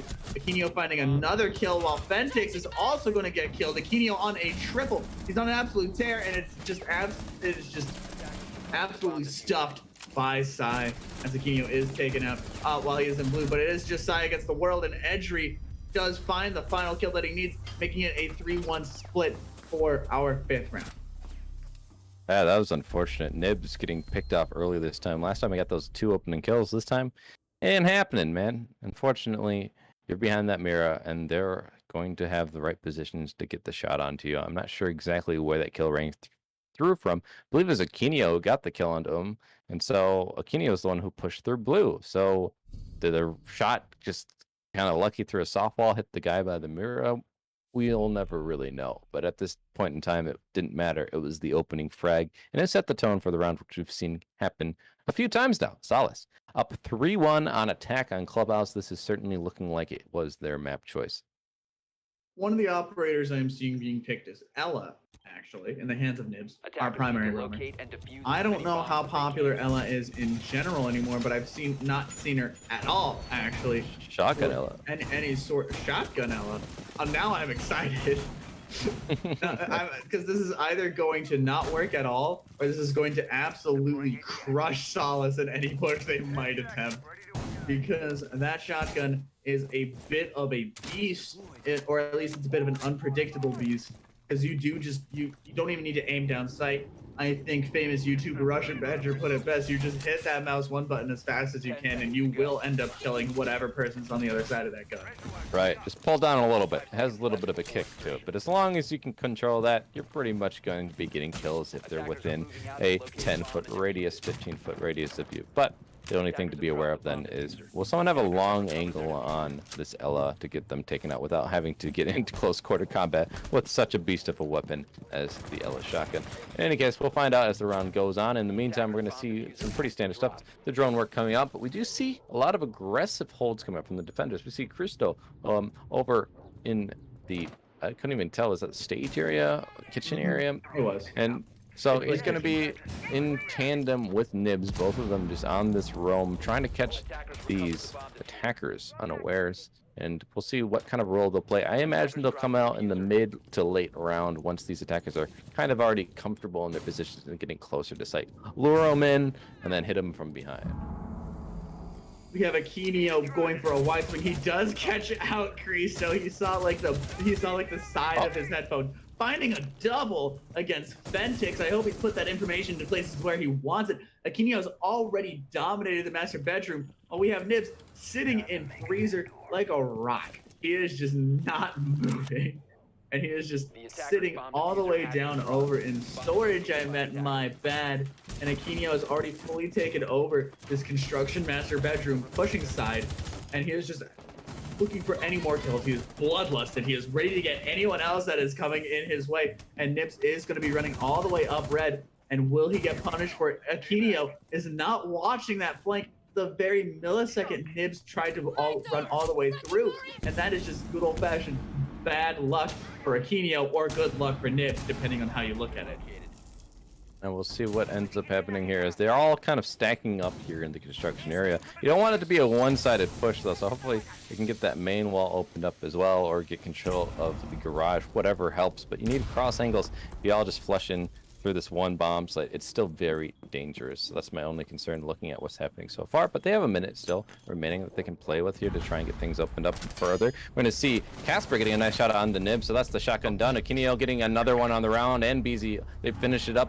And now we're up 4-1 in the favor of Solace boys, and they're just going on a tear these last few rounds. And I think we are seeing Thirsty Bastards start to lose their mental. They're starting to feel the heat. and they aren't even holding Kitchen. I don't know how they're feeling the heat if they're not even holding Kitchen that well, because we are seeing Kitchen getting very consistently taken over, and they aren't having their roam, or their roamer is getting taken out too early to be able to hold that Kitchen whenever they hold that basement sight line. But I would like to point out, I like how we were talking about they need to try to have a multi-pronged push, so it'll be a much safer option, and they just go in anyway, and it ends up working out. And that is that superior gun skill showing itself. That is just, we have noticed that Solace has very consistently won their gunfights and very consistently known where to be, and their positioning just tends to be better, just in general. So it does end up going into Solace's favor no matter what situation it seems to be, whether it be I believe it was a 3-4 situation we saw like round 1 or whatever. And we are also going to be seeing Sai taking the Cav pick, which is a very surprising pick to me. I am one that is very much so. Personally, I don't like the Cav pick at all. It is too much. I don't either. It's too much. You're throwing. It brings nothing to your team utility-wise, really. And the weapons are really hit or miss, right? Like, if you don't land your shots with that pistol, which is easy to miss with, you're going to get stomped. So you have to be very careful. We're seeing a heavy roam. We see they're bringing the Mozzie. They're bringing the Vigil again. And then obviously you mentioned the Cav. I think I even see another roamer of the Jaeger. So they're all out and about. Nibs getting a kill on the Angel. He's been pretty good with this roam game thing. Unfortunately, the pre-fires don't work out for Edry. He really almost had the headshot onto him, but Nibs survives to see another day. He's only about a quarter of HP, but hey, still have a gun in your hand. He can still do some damage. Kenny trying to do some entry into the garage area. I'm not sure if he's aware that there's a player playing here. That's Cristo on the Vigil, and he's being helped by the Jaeger above, I believe, in Catwalk. And if by primarily roamer, you mean all roamer, because all of these operators are either made for roaming, like that is their only real purpose, or They have just been kind of designated by the community as roamers. Casper able to find 2 kills on these roamers, which if a roamer doesn't get the kills that they need, they have ultimately been useless unless you were Jaeger, because you do have that passive I put down my ADS advantage, or I guess Ella because you have the I put down my traps advantage. But Mozzie might have not put his drones into an advantageous area. Psy on the cap did not much utility-wise, if anything. Maybe blew a hole with an impact grenade, but that's about it. And Cristo is the same way. They are both people call them selfish operators because they only have gadgets that benefit themselves for the most part, or it is so much of a gamble where the chances of you getting it, sure, when you do get it, you're probably going to win that round, but the odds of it happening are slim to none. Well, it didn't look like the drone work was coming through. Nibs is gonna get get caught by Casper, so Casper getting a triple kill on the round. Now Saint in a 1v3 situation. It's not looking great, and I think it's interesting in we're pushing. They didn't really seem like they're even droning. I think at this point they're just very confident in their gun skills. The smokes are gonna really make it so the lines of sight aren't available to Saint, and he's gonna be in this 1v3 now in a post-plant situation. He finds one on Edry. He gives him the one, so that's kind of a unfortunate decision by this Sledge, just hunting for that kill. Didn't pay off. In this case, though, 1v2 still, and not much time to do it. He has to work against the timer. We're going to see a player prone, and that's going to be Casper. He's already gotten, I believe, a double kill on this round with that gun in hand of Jackal, already breaking the double digits, and he's going to find another. He didn't even look at him. That's going to be Casper cleaning it up. Solace, I believe, are up now 5-1 on their attack. It's going to be the split. They're going to switch over to the defense now in a very good position. I do like the call out in the all text chat that I saw. I just see bar for the call out, and then we see the Ella look over towards bar, and it does end up getting punished by Casper. They had the really good cross angles, or the crossfire, but they had 2 players basically looking at the same area. They realized that the Ella is in that main site, so the likelihood that she'll push through the main storage closet is slim to none, and they will end up pushing through that main bar area into sight to try to get the kills and the defuses they need. And we are now on defensive side for Solace. And we're going to be going to gym bedroom first, which is something that you don't see a lot. It is much more considered a tertiary site rather than a site that you start out the round with. But it could easily pay off really well. We have BZ on our Aruni, a very common pick for this site, and we have Edry on our castle. Hopefully, they will fully set up all their castle barricades and all of the reinforcements that they need to in order to get the advantages that they need to win the round. Well, we saw a 6-pick away from Amira. It's going to go on to the Clash. We saw Clash a few times by Solace on Chalet, and it worked out with mixed results. We saw that the Clash was killed, I think, every time from a weird backside angle, but she also did do well, at the very least, a burning time. So you'd hope to see it persist a little bit longer. This isn't a map where there's as many angles as Chalet, I would argue, unless you're making them yourself. But I think that the Clash stands a lot higher probability of surviving into a later round than he did on Chalet. So I expect to see that, something that would continue to persist unless they can really coordinate something to take care of her pretty early on. And BZ is going to be going for, I thought they were going to be going for the spawn peak Cristo right next to the Predator by the looks of it. Just hearing any sort of barbed wire being placed down and not swinging all the way up in fear of getting shot down. I'd also like to point out that Casper is on that bandit pick. We talked about the bandit versus mute. Saint finds the kill onto BZ. Casper finds the kill onto Saint. An instant refrag. And we're going to be having Casper finding a double in the classic I will have Clash be my shield. And then they're able to roaming mirror. That Sledge. That is a roaming mirror. That's what it is. I love that. It's a Roman mirror. We do see Casper get down, so that could certainly help their case, and they're shooting the bandit charges, so that should allow them to open up the wall on the back side. But, you know, that's only if Nibs is over there, and he has to rotate back over there, and it's going to give them time to help up Casper, and he's going to be able to electrify this wall. So unfortunately, they didn't time it correctly. Sido getting a nice kill on Nikinio. He's been a thorn in their side, so taking care of him certainly going to help their cause, but they still need to find a few more bodies. Only half the round as he left, though, so they have plenty of time to make this happen.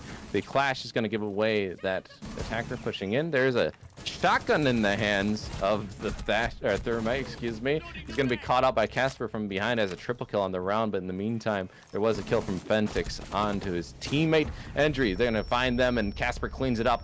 That's going to be another round, a quad. And this is just kind of becoming a little bit sad, unfortunately, for Thirsty Bastards. And that's going to put them on map and match point. Solace winning so many rounds in a row. I don't remember what they're at now, but they're up 6-1. This is looking like a stomp. And we did see our Clash die in a very Clash manner. They were getting picked out. We had the shotgun. In chat, they said, "Damn, this is sad." See, I'm not the only one. We had one shotgun going one side. We had a main push coming into master bedroom, and both Nibs and Fentix are going for what seemed to be off picks. Flores being the safer pick to be keeping, in my opinion. That utility clear is absolutely needed in a situation like this. But I feel like they really do need to focus on clearing the caster, getting the ghosts out of the closet, so to speak, for caster, rather than going for much more of that utility clear. Casper and Aquino are just the two players who've just been completely controlling them all throughout. And I would say earlier in this map, especially on attack, it was Aquino, right? He was like, hey, you know, the spotlight was on Casper last game or map. I want you guys to look at me a little bit. And then now we're back to the Casper show. He's back up there. He's at 15 kills here, by the way. That's 2 per round or more. We'll see if we can add to that total. But in the meantime, we're going to see the bomb site will be the CCTV and Cash Fold. Another standard bomb site. And I guess the first time they did throw it off by going to that bar, or excuse me, not bar stock. I was thinking how that's a bad site. So that's my meant two different places. We saw them go to the gym bedroom, which you had mentioned was off site. They made it work. Now they have the option to go either below or in CC, which are both still pretty good sites. So they really have a huge advantage here. And I'm really worried about Thirsty Bastards. Hopefully for their own sake, they can find another round or two here. No, that way it's not so much of a drainage on their energy and their mental, and they can still bounce back from this a little bit. Cristo getting shot out behind Entry, and Psy finding a refrag onto that same Entry. That is already your sledge out of the question. That is any sort of any sort of soft breach out of the question for the most part, unless you really just want to use Flores and you still do have your Ash on the table. Casper finding another kill onto Psy. That is your hard breach off the table.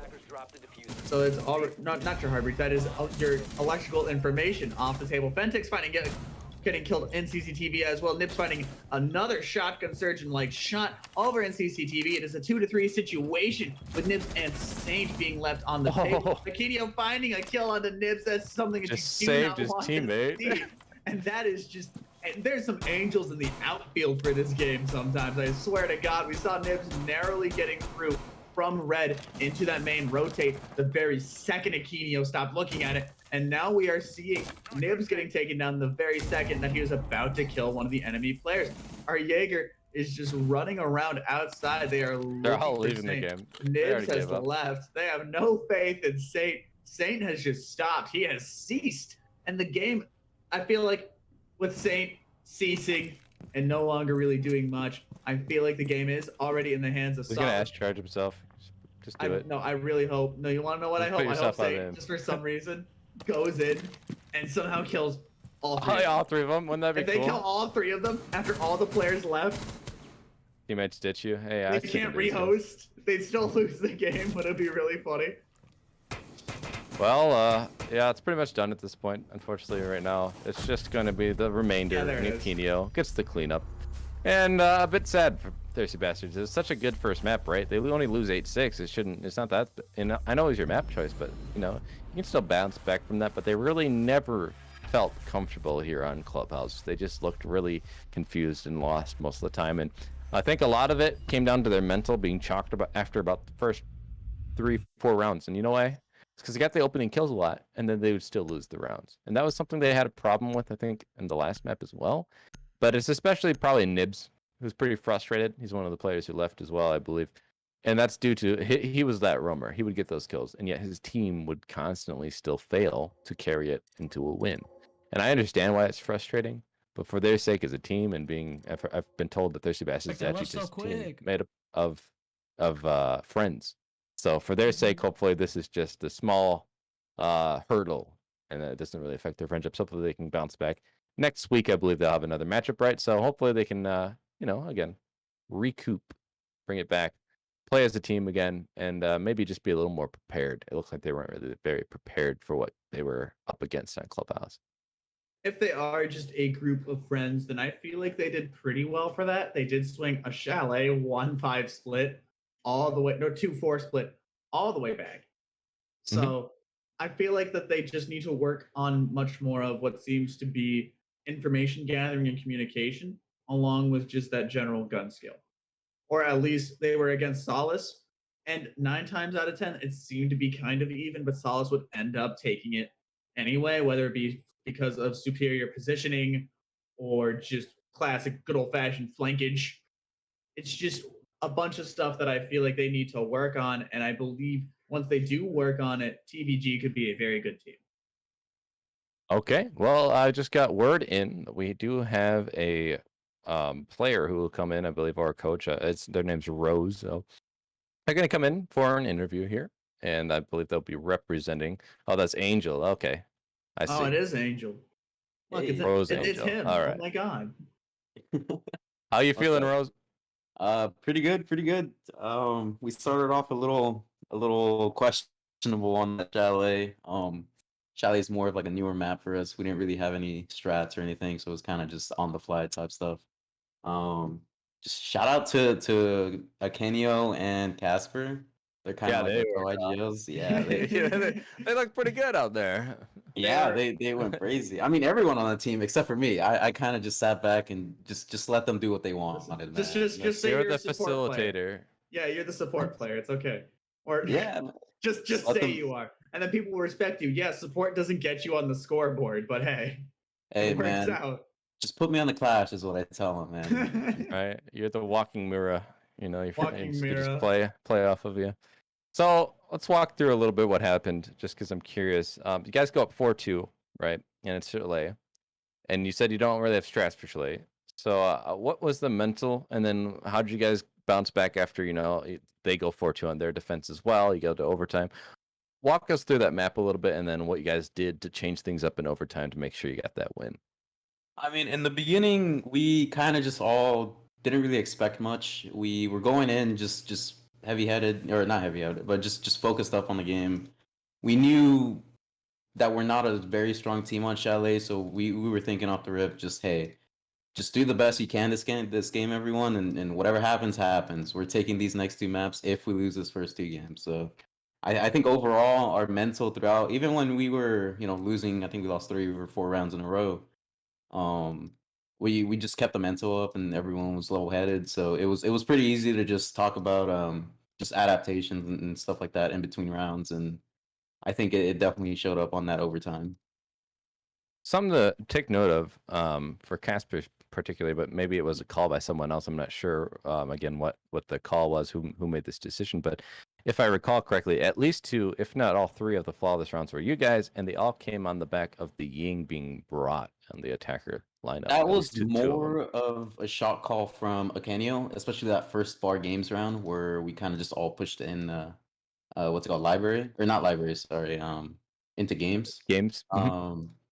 So yeah, it was more of a shot call. Just kind of, we decided to bring the Ying, focus more on like a vert take, focus solely on like library, and then we got a shot call saying, hey, we could just take straight on, and that's what happened. And it worked. So yeah, good call. Yeah, so a huge shout out to Kenny. He's the one that called that out, actually. Okay, great call. H, do you have questions? I honestly don't have many questions. It was a very straightforward game to me, and I just saw a lot of things where I'm like, yeah, that's typical. You guys sounded really confident, or you just did right now. You're like, oh, we're gonna win the next 2 maps. What made you so confident about the Clubhouse then, going into that? Because you guys obviously should be confident. You decimated them, to be straight up about it. You 7-1 them. There's no other way of being cordial about it. It's just, it is what it is. What led you to that kind of success, do you think? I think Clubhouse is just a map overall that each one of us individually and as a team know how to play with each other. It's just way easier for us as a team to just coordinate, takes and defenses. compared to other maps. I think just the amount of times that we've scrimmed the clubhouse as well is also into a factor.